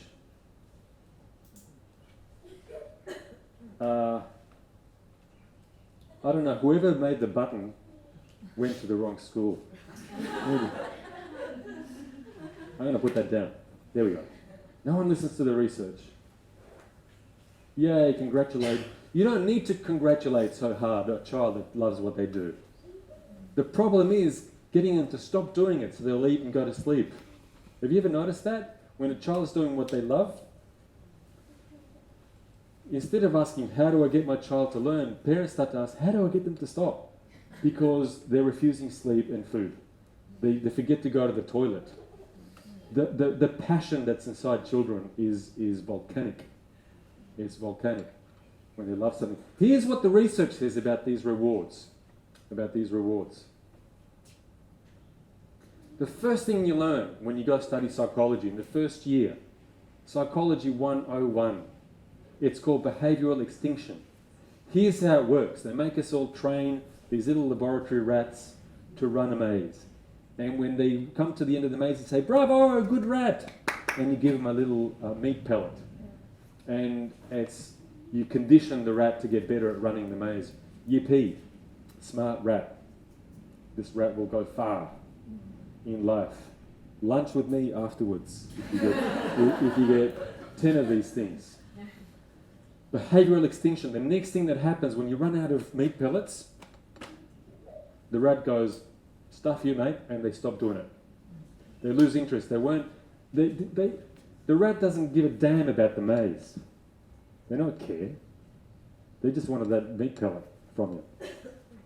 So the rat does the work and then says, show me the money. No money, no work. It's the most tragic thing in the world.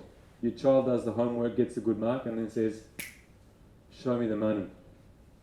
Is that really the reason, son, daughter, why you study? Well, it is in this climate. It is. That's a recipe for forgetting everything that you learn within 7 days after the exam. You got the money, now you can let it all go, which is the most common experience. This is what the research says. Things that you do for the secondary reward will extinguish. Instead of doing something well, when you're doing not for enjoyment but for the reward at the end,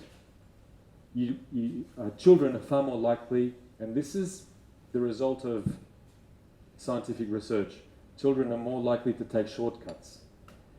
I don't want to do this in depth. I don't want to explore. I just want to find the quickest way to get the lolly at the end. Done. They did that with a reading program in America where they were giving pizza, a voucher for some junk food for reading. And kids ended up reading a lot more. And they thought, we won. It worked. See, these rewards work. How shallow is that though? When they looked a little bit closely, they were all reading more, but they were picking the books that had the big pictures and the big print. And hey teacher, I did my 5 books, give me my voucher. What did you understand about the books? Nothing. Comprehension went through the floor. They just pick whatever book, finished. It's the end of thinking, the end of learning. You forget when you do it for the money, poor retention. Cheating.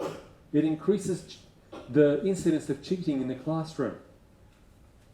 Not everybody cheats, but it'll be more cheats because people just want the money. They don't love the work anymore. You don't respect the work anymore. Marks, by the way, are a form of this reward. Marks are the lollies and the money and the gold stars. Poor comprehension and the end of creativity. It reduces creativity because to be creative, like I said earlier, you need to take risks and love getting it wrong. Hey, guess what? When you get it wrong, no one's giving you a gold star. And yet you need to get it wrong 99 times if you want to invent the lawnmower. Everyone got a photo? Got your photo? I'll take a sip of my coffee.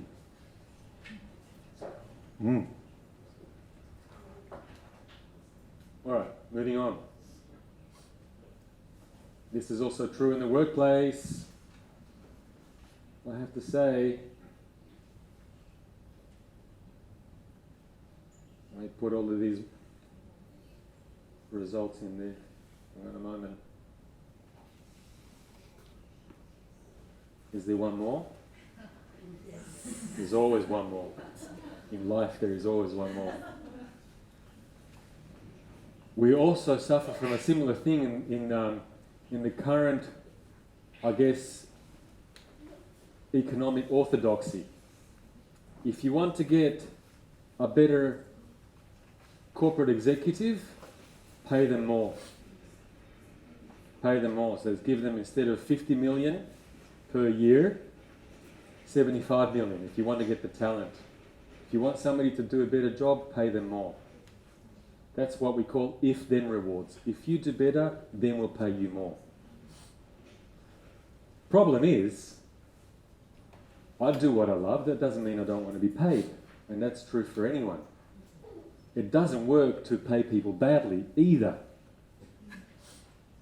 But the idea that more is better, and that performance-based, you do more, I give you more.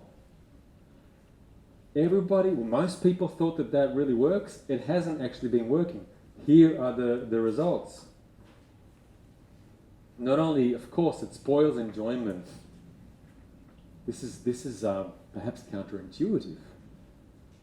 But if you're doing what you love and I start giving you more and more money for it, do you know that it's actually going to get in the way of the pleasure that you get from what you're doing? When I start making your production contingent on the money, it'll spoil your enjoyment. And you know what? Don't believe that. That's my belief. I think there's some research behind it from what I've read. But don't just take that in. I want you to actually think about that, weigh it up at home. Put that to the test, see if it's true for you. It happens all the time when I'm writing. Every time I'm thinking, what will people like so that this book will sell more?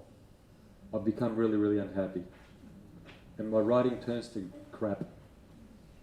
I look at it and I just write a page of bland rubbish that I'm not happy with. That's always a struggle for me, because if I want, the only book that works for me is the one where I feel really alive and passionate about every single page, or it kills my day. And my days are important to me. And then it turns out that instead of having a bestseller that sells to millions of people, I have a wonderful seller that sells to my friends, and I have the best conversations with people that I could imagine, and I'm not going to be rich. But my work days are happy. And there's enough to eat and have fun. So for me that feels very, very true. The moment we start thinking, how will I make more money out of this and more money out of it, you'll lose the love, and then you don't create well, you don't create your good stuff. And I think everyone should be paid well enough. All people, the people that are ploughing the fields. So, quality of performance goes down with the if-then kind of reward. Have you read all of that? It stifles creativity, you knew that. Inhibits risk-taking, you knew that. More cheating in the workplace. We get addicted. It's like an addiction, living for the outcome. How many of the wisdom traditions around the world have been saying, your success comes from being in the now? Live the present moment fully. Have you heard that? Have you got Eckhart Tolle over here? You got him? Oh, lucky you. Good, I'm glad you don't. I don't like it. But he's very popular. But the wisdom traditions of around the world, there's this understanding that happiness, well-being and love come from, as much as we can, living in the moment, being in this moment. I know we have to make plans for later, but bringing our attention back to this moment.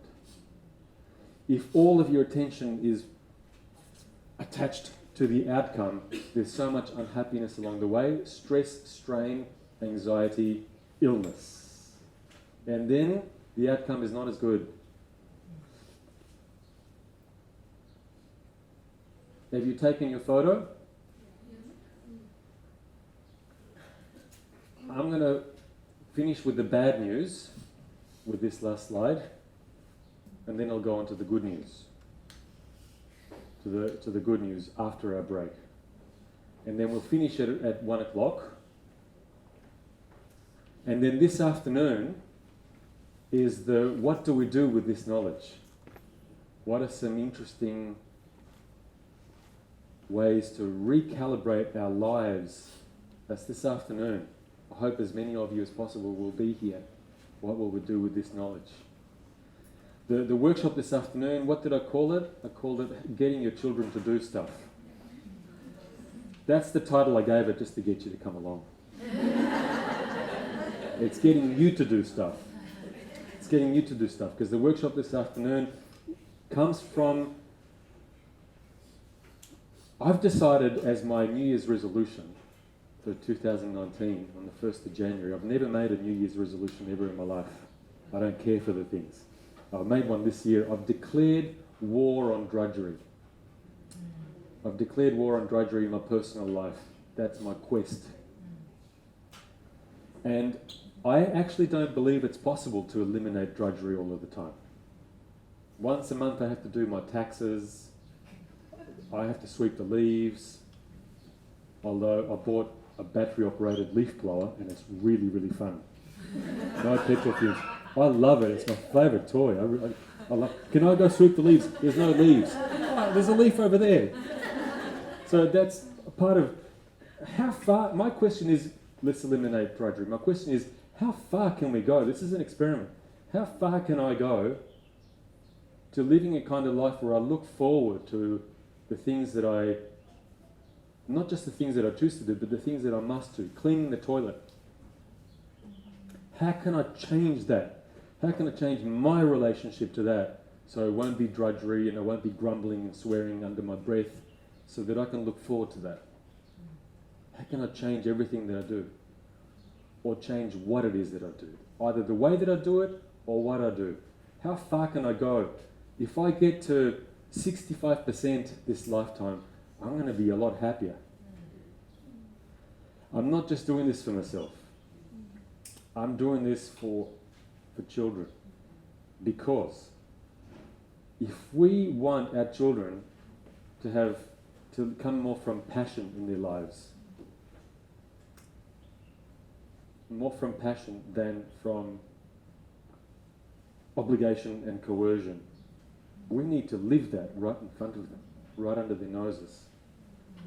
Because our children don't do what we say, they do how we live. That's true for me. I didn't do what my dad said. But I really followed how he lived. Because that's how I know what he actually believes. So we need to demonstrate this to our kids. We can't say to the kids, well, hope you really enjoy doing your study. And then you say, oh, I've got to go vacuum the floor. I'm vacuuming now. Right in front of their life, grumble, you know. We're communicating to them most of what there is to do on this earth is loathsome. Prepare yourself for that, son, daughter, son. So that's my war on drudgery. That's what this afternoon is about. I'm not going to finish this slide. We'll start the wrong way. We'll start with this slide. Before we go, is anyone desperate to go to the bathroom? Because I want to show you a 5-minute video. Anyone desperate? Can we watch the video? Will your bladder say yes to this? And then we'll go, promise, straight after the video, go to the bathroom. Here's why I want to show you this video. It goes for 5 minutes. I won't say a word, just watch it. If you do need to run out, just don't worry about finishing the video, run out. The unspoken assumption around the world of why we have drudgery, fear and shame in education is because if you don't coerce and make children accept what they don't want to accept, if you don't use force, children will not persevere. Have you heard that? They'll just give up. If you don't kick them along and do this with your finger, children will not persevere in the pursuit of their learning. And that's why I'm showing you this film. It's a film about perseverance.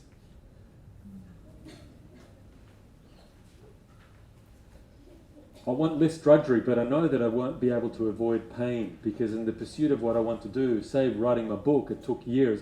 A lot of that was painful. Sometimes writing is excruciating. Why do I put myself through that? Leonard Cohen, do you know him, the songwriter and poet? I read his autobiography. He said writing those beautiful songs sometimes was hell. He said he was rolling around on the floor crying because he wanted a line to be like this and he couldn't make it happen. It's agony. Sometimes doing what we love is agony. It's not a picnic. Why do I keep on putting myself through it?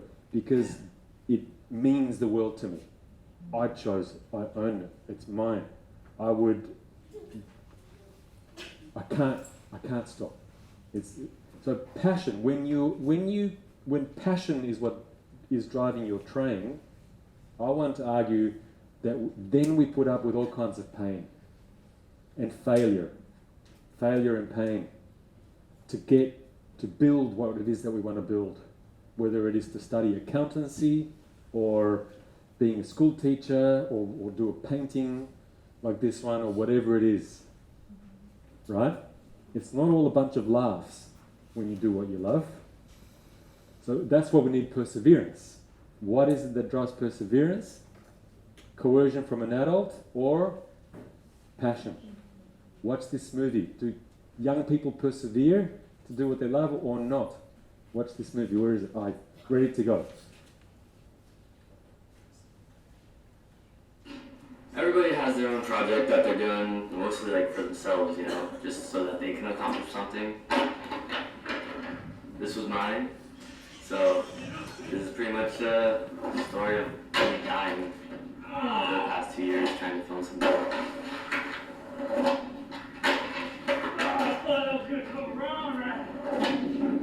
I'm not really the most consistent skateboarder, and I don't land stuff every try at all. Matter of fact, I fall most of the time. I was filming this video part, and I know I want to lace flip something pretty big, so I found a triple. I'm sorry I forgot to say this. Nobody made him. No one had to push him to do this. Do you understand that? He does this to himself. And because he wants it. I don't think his parents know he's here. If they knew, they would be horrified. Did you hear what he said? I fall most of the time. 99 failures. Who's making him do this? Is there a school teacher doing this? Is there a report card? There's no report card. No one's paying him for this. There's no gold star at the end. That's it. I'm out of here. Set 2 years ago, I didn't think that it would be like literally the hardest thing I've ever had to do in my skateboarding life, like ever.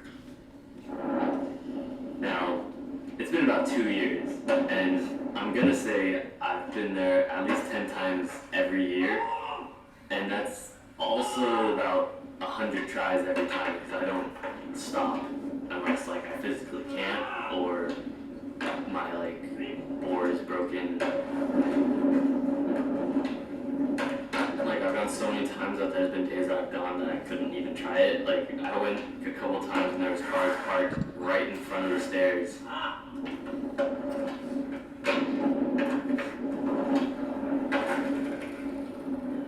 I went to the hospital twice, I think. I like cracked my rib, like doing it. And then I hit my head.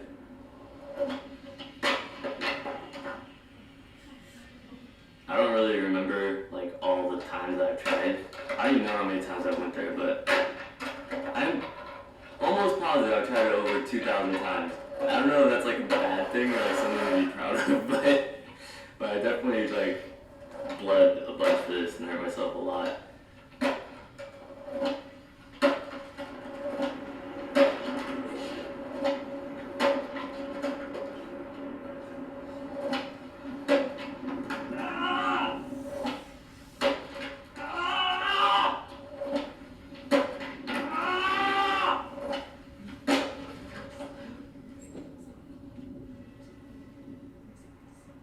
I don't think it matters how much you try something. I think it only matters how hard you went for it. And even if you didn't do it, but you still like tried your heart out, that's still amazing that you had the determination to try it. Like in my eyes, like for me.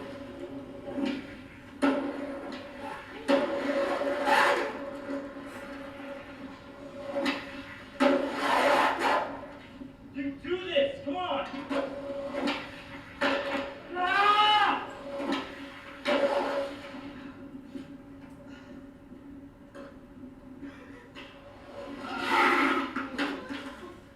Last time I went, I was really hungry, so I ate McDonald's and a coffee before I started trying it, and that was like a pretty bad idea.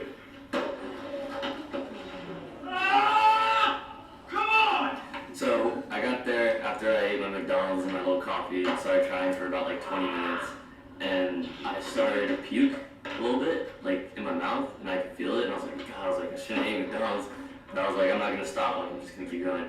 And so like I go back to the top of the runway, and I puked over the handrail, and right when I puked, I was like, all right, I'm doing it right now. Like I just puked, it's happening. And then I ran as fast as I could, and right when I flipped it, I remember being like, oh my God, here it comes. And like when I landed it, it's like I blacked out for a second, and all of a sudden like there was like a car in front of me. I was like, oh my God, I'm the wrong way. And it was just like 2 years of killing myself trying to land something. It just came to an end, and I was just like so happy.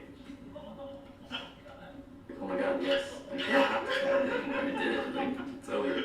Yes! Yes! Yeah, Chris, yes! Yes! Yes! Ah!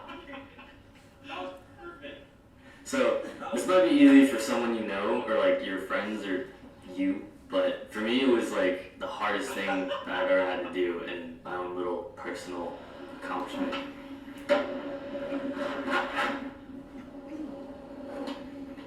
It took me 2 years to do that. I bled, I sweat, I probably cried. I cried. And I'm really happy it's done, but I am looking for something bigger to do, so DM me some stairs. Not something ridiculous, like something that's like reasonable. Thanks.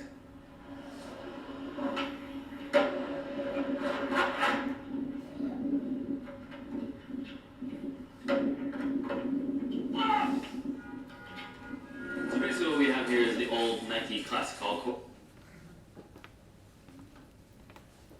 That's it. Children will not persevere. Young people will not persevere unless someone's pushing them. Right? Let's have a break. So let's come from the place of what if. What if? What if? I like what if, because it's not fundamentalist. It's not saying this is so, but it's the openness and the hunger to know, to discover. What if? What if education had a lot more to do with learning what we love? What would happen? How would that work? What would the world be like if that's what education was like? And in fact, what if the most important question for teachers to ask their students, what if that question was, what do you love? Like you were saying at the back, what do you love? But followed up with the support to pursue that. By the way, what did you think of the video we watched? It's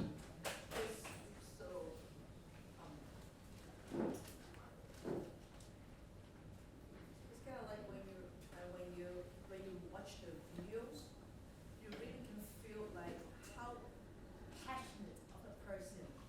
love something. That passion I have, which I really want. So I know my child will want that. That's right. Yes, I feel the same way. I'm absolutely awed by the passion that is inside people. I don't know if that's true for every child, and I don't think everyone has to break their bones like that all of the time. It's just one video that illustrates an aspect of what it is to be a human being.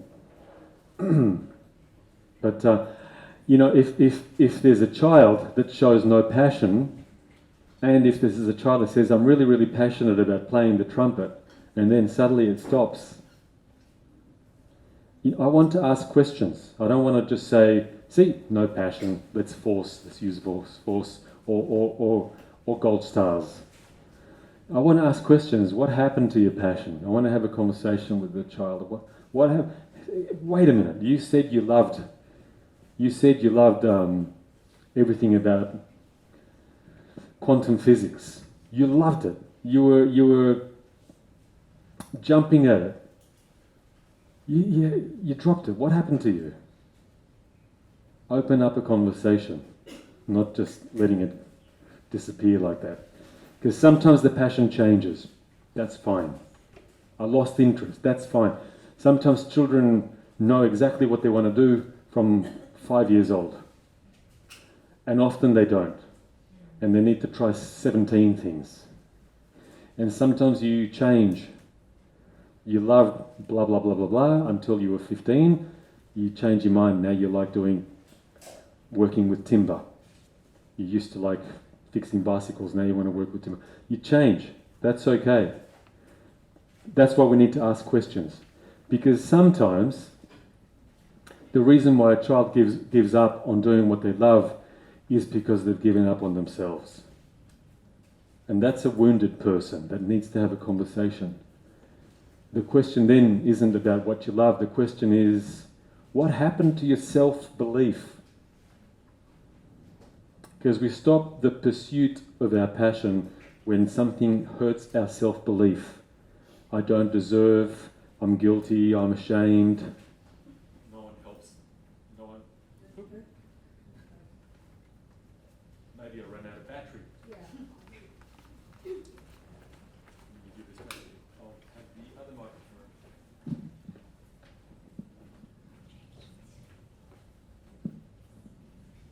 1, 2. Sometimes a young person will stop pursuing what they love because they're wounded. There's an emotional wound which is not always immediately visible. That's why we need to just ask open, curious questions and open up conversations. Right? So what if schools did that? What if we did that at home? Have you heard of intrinsic motivation? It's the opposite of if-then rewards. It's a whole new understanding. Well, it's only new for the psychologists researching it. I think human beings knew this all along. We do much better when you're enjoying what you're doing for its own sake. That the process is as important to you as the finished outcome. Do you understand that? That's what intrinsic motivation means. It's an absolute paradigm reversal. And when I did some research to I wrote a chapter for a textbook, a university textbook called Social Ecology. I wanted to do a chapter on all of the different styles of progressive education that there are around the world, the Japanese free schools, the Sudbury schools of America, the democratic schools of Israel, many, many more, a bunch of different homeschooling systems. I called the chapter The School of World Peace. Briefly, the reason for that is that every one of these schools that I spoke to, they all say the same thing. Well, their children are doing very, very well. Academically, we're just as good as any other school. Sometimes better, sometimes not. But on average, as good as everyone else. Our children seem really, really happy. our teachers are a lot happier. The teachers feel loved by their students because the students are not afraid of the teacher. They feel loved. I've been to a school like that, went to the graduation of their 18-year-old kids that finish high school. I was asked there as a guest to speak and then told to sit down and listen. And while each of the children, the young people, young men and women, stood up to receive their graduation. They all made a short speech. Most of them were in tears. Almost all of them were looking in the eyes of their personal teachers and saying, I love you, thank you. It was the most heart-moving experience that I could imagine in a school. I couldn't believe it. I couldn't imagine something like that in a school. They had all worked very hard. The teachers were more like mentors and coaches. Passion mentors and coaches. It's an extraordinary experience to see that happen. So I did the research and I found all of these schools, and to find a term for the thread that runs through all of them, because they're all quite different to each other. They call it the emergent curriculum, and a lot of places where you learn to be a teacher, they will use that term. A lot of universities now, for trainee teachers, it's called the emergent curriculum. It's called the emergent curriculum because it emerges from inside the child. And the teachers, at first it's difficult, and more difficult for the teacher, because you have a room full of usually too many children.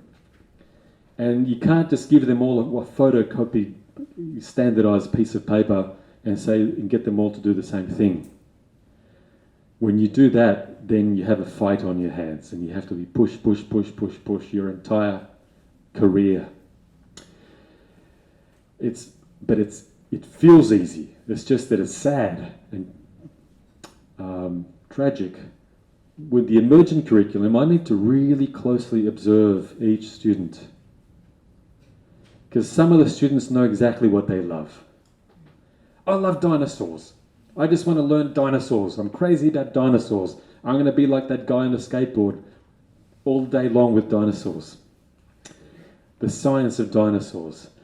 But a lot of the kids don't know that. For some kids it might take a long time, and I have to help you to try this, try this, try this, try this. Put a smorgasbord in front of you. And then as a teacher, I need to watch and give you some feedback. You know, you seem happy when you're doing this, not so much that. When you do X, Y, Z, you seem to get lost in it and very absorbed. You're silent. When you're doing A, B, C, you stop after 2 minutes. Maybe this is important to you. Keep going with that. That's the observant teacher in the emergent curriculum classroom.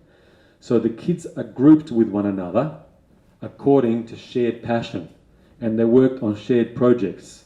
And to the untrained observer, it looks like a chaotic classroom.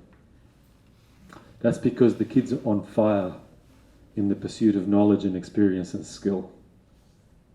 The teacher has to run around to the different groups because they're just full of questions. They're firing away at the teacher.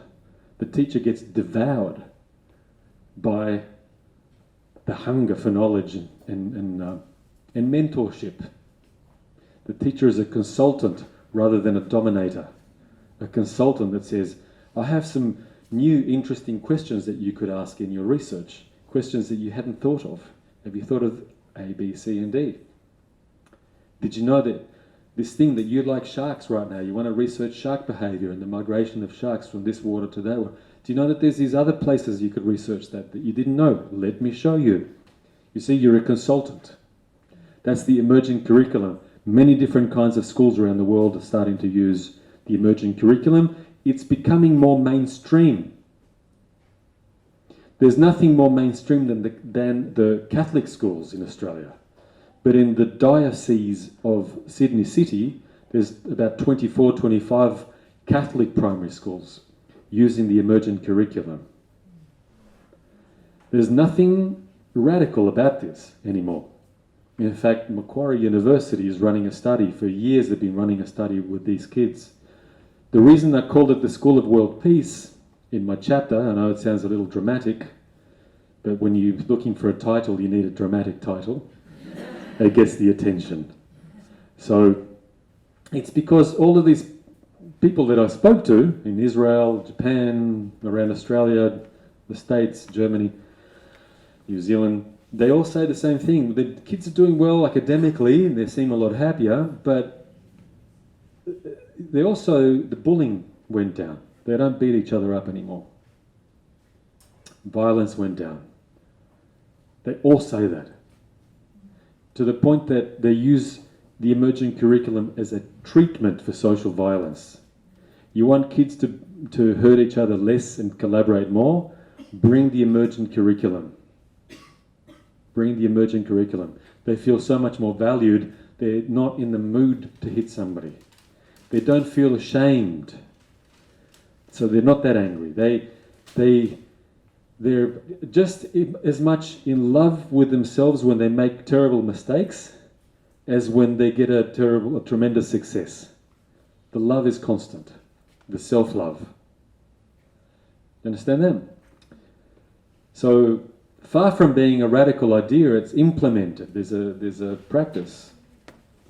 The kind of thing that they would do, I'll give you one or two examples. I remember one teacher who was teaching something or other to a primary school, and she was talking, and she noticed that most of the kids were not paying attention. And they were looking under the table and whispering to each other. Nobody was paying attention, which you can imagine must be very frustrating. And she was starting to get a little irritated. And then she stopped and she said, "People, I'm talking. What's going on?" And the kids were a little bit, "Come on, I want to hear what's going on. What else are you doing here that's not listening to me? Because I don't like not being listened to." And one of the braver children said, "Harry Potter, the Harry Potter book just came out." The first Harry Potter. And they were all busy talking. They were thrilled about Harry Potter. So, like a smart emergent curriculum teacher, you go with what is. Don't fight with nature. Go with what is. So she said, "Are you all interested in Harry Potter?" And he said, all the kids, "Oh, God, yes." And then suddenly they wake up and they were hiding their book, and talking to each other. So she went, "All right, if you can't beat it, join it. Tell me about Harry Potter. What are you learning?" Open discussion. And the kids, blah, blah, blah, blah, blah. They're sharing. Now you got an engaged classroom, a passionate classroom. So then she just moved with that. And she said, this is, I have a great idea. How about you guys will break up into teams. I want you guys to build. Would you like to do this? How would you like to build models of the Hogwarts castle? And the kids went wild. So they didn't know that they were learning. They didn't know that they were at school.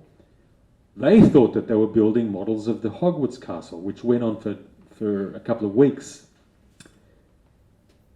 Unbeknownst to the children, you can't build Hogwarts castle without research, very careful reading, very careful analytic skills, a lot of complicated negotiation.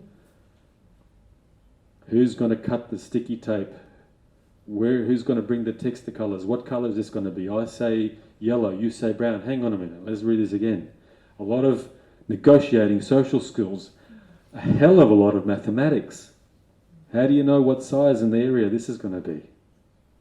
And then dexterity and planning and all kinds of a complicated architectural and comprehension project that was ticking all the boxes for the, what do they call it, KLA? I don't know I forgot what they called it. All of the things that the Department of Education wants. For real, which are important. And the kids were ticking off all, this is how they go all the way. There was a craze for sea life. Well, I don't know why. Where do these kids get crazes from? Who knows? Does it really matter? So I remember one classroom, the kids said, look, we just love fish and starfish and all that kind of jazz, whales. Let's do something with that. So they set aside a room that was a storage room, and they built an underwater world. But it takes calculation. How much sand do you need to get to fill to this depth in a room that is this size? And each of you pick the fish or the thing, the creature that you love. How you want to be a teacher? We'll let you be the teacher. You like sharks? Go learn some stuff about sharks. It'll be your turn to be the teacher on Tuesday afternoon. Teach us what you know. So the kids are thrilled. And this is how it goes. They're going camping. Okay, well, if we're going camping, how many tents can we fit in this area? What size tents? You guys figure it out. If you want kids to be responsible, give them responsibility. Let them make some mistakes under supervision. Oh my God, they grow up. They really, really grow up. It's about ownership. We'll talk more about ownership this afternoon. When you're doing what came from inside you, you own it. You fight for it. You work at it. And no one has to push you anymore. That's the emerging curriculum, and it's happening. It means that it blurs the boundary of work and play. It confuses the difference between work and play. The importance of play-based education, I'm sure you've heard that many, many times. I know that the schools in Australia, the early childhood, the preschools, have become excellent at play-based education. None of the kids are forced to do anything. There's all these play stations, learning stations. The kids gravitate naturally to what they want to do next. And there's a fluid kind of supervision. The teachers go where they are needed to maintain good behaviour and to help the kids out when the kids want help. And sometimes there's whole group activities. Let's sing a song. Let me read you a book. So it's whole group, separate. Whole group, separate. Early childhood, they're good at doing this. Primary school, they're learning to. People are still it's an act of trust to give choice. And we tend to be frightened of that. No surprises. We've spent 10 to 12,000 years not trusting children. Not trusting humans to do well unless we push. This will take some time. It'll go gradually. Why is play important? Play equals learning. Learning equals play. In every mammal, any mammalian creature, play. Even birds. Birds are very playful. Senseless, aimless play is how we learn. In fact, one of the tremendous prices we pay for having a HAFTA school and a HAFTA work life is a massive epidemic of depression and anxiety around the world. But something else that I think comes with a warning, and this is the reason why I don't think giving choices to children and young people, the emergent curriculum, I don't think that this is a luxury. I don't think that it's an interesting choice for marginal, for the radicals in the society, for the hipsters. I think that it's an absolute survival imperative for humanity and an economic must. Here's why. Beyond the hemorrhage, the economic hemorrhage of what happens when people don't love their work, the sickness, the sabotage, the dragging of the feet. What is the quality of your production when you're looking at your watch all day, praying for 5 o'clock to come around, or 6 or 7? It's like living your life with a ball and chain around one leg. Humanity is about 20% of what we could actually achieve. But beyond that, we have a demographic catastrophe ready to unfold that we could really prevent and solve very, very well by transforming all of learning into the emergent style of curriculum. The word is choice, trusting choice. Here's what I'm talking about. Fertility rates around the world are plummeting. In China, even after the one-child policy, it's quite a bit less than the replacement rate. Every nation that urbanizes, when more people live in urban centres than in the country, fertility dives. Women get emancipated, there is more of an approach of gender equality, because women want to express themselves, not just express milk. Work, create, contribute. That's how it works. We don't want to have 14 children.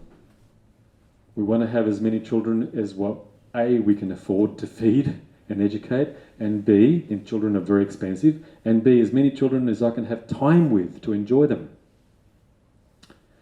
So women have been trapped in civilization for 12,000 years. Not anymore. So in all urbanized societies, the birth rate is disappearing down a hole. Less than the replacement rate. Look at Japan,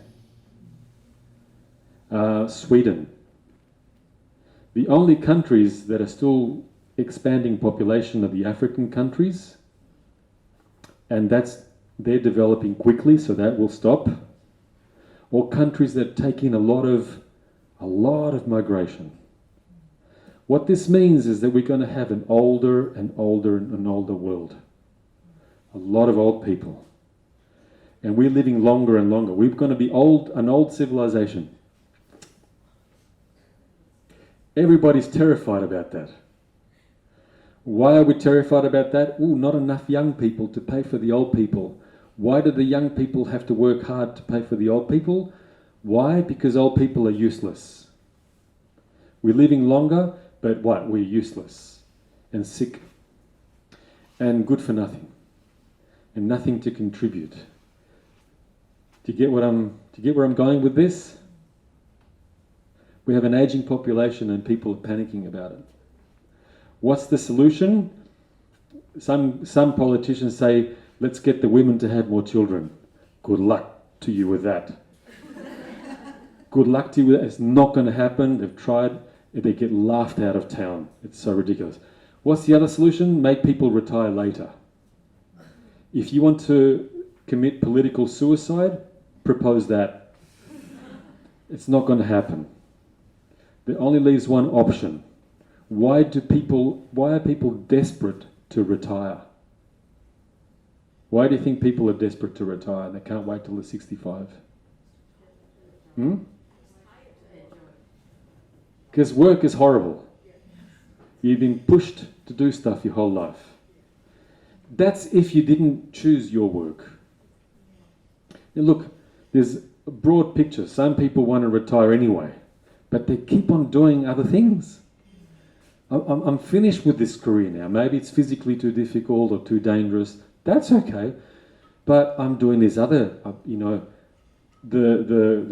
if there's passion in you, you stop contributing pretty close to your death.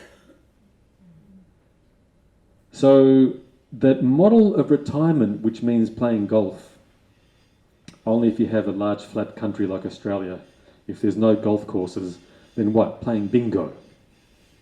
Do you know bingo? The model of retirement, that sad model of what old age means, what our elders are, that will cause the greatest economic catastrophe since the Great Depression of the 1920s. We need, all of us need, everyone on this planet need a generation of young people that are passionate about work. And when they turn 65, they'll either keep going or they'll just change to something else or enjoy looking after the babies in a childcare centre called Grandma's Place, with just as many elders as there are little children. More love. I don't think this is a choice. That's what drives me. I think this is a necessity at this point. It's a political and economic necessity. It's time. Also, our corporations are starting to say this. Corporations are going to the educators and starting to say, please stop sending us kids that are good at rote learning and good at passing exams. It's not working anymore.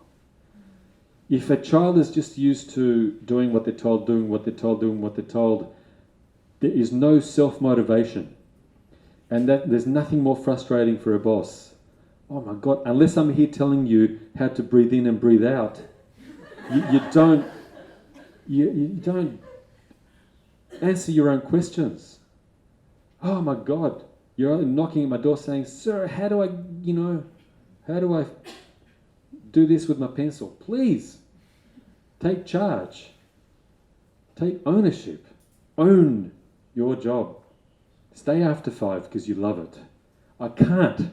I was never shown that in my mainstream school. All right. Am I making a bit of a point?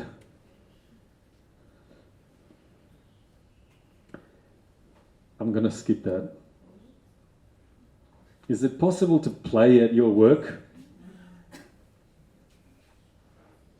Yes, possible. This afternoon, let me move on. I'll tell you a little bit about this afternoon. Getting your children to do stuff is my code for an afternoon that I want to look at the practicalities of intrinsic motivation. This afternoon, I want to ask the questions, how can we do what we love? 2 possibilities. Either do what you love, and if you don't love what you're doing, then change it, quit, and go and do what you love. That's one possibility. And it works better with children, because they're not in midlife.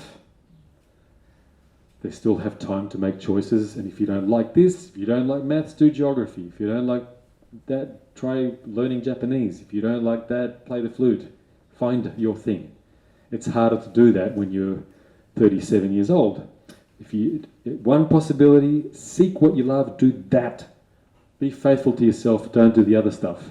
The other possibility, and I think we need both, is love what you do.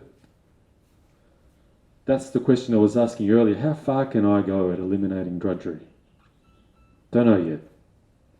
I'll try even harder tomorrow. How can we revolutionize what we do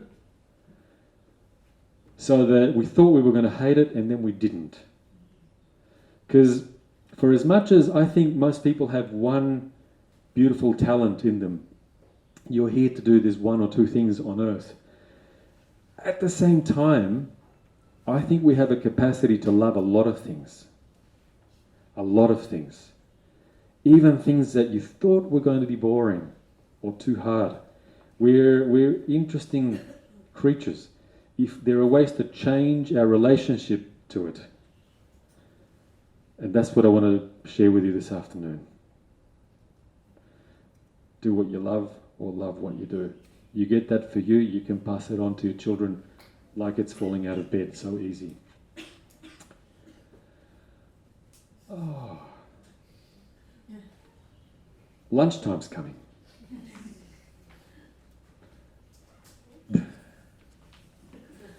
My disciplinarian timekeeper just showed me that we'll have much more interaction and questions in the afternoon. There's time for one question now. Does somebody have a burning question? Up the back.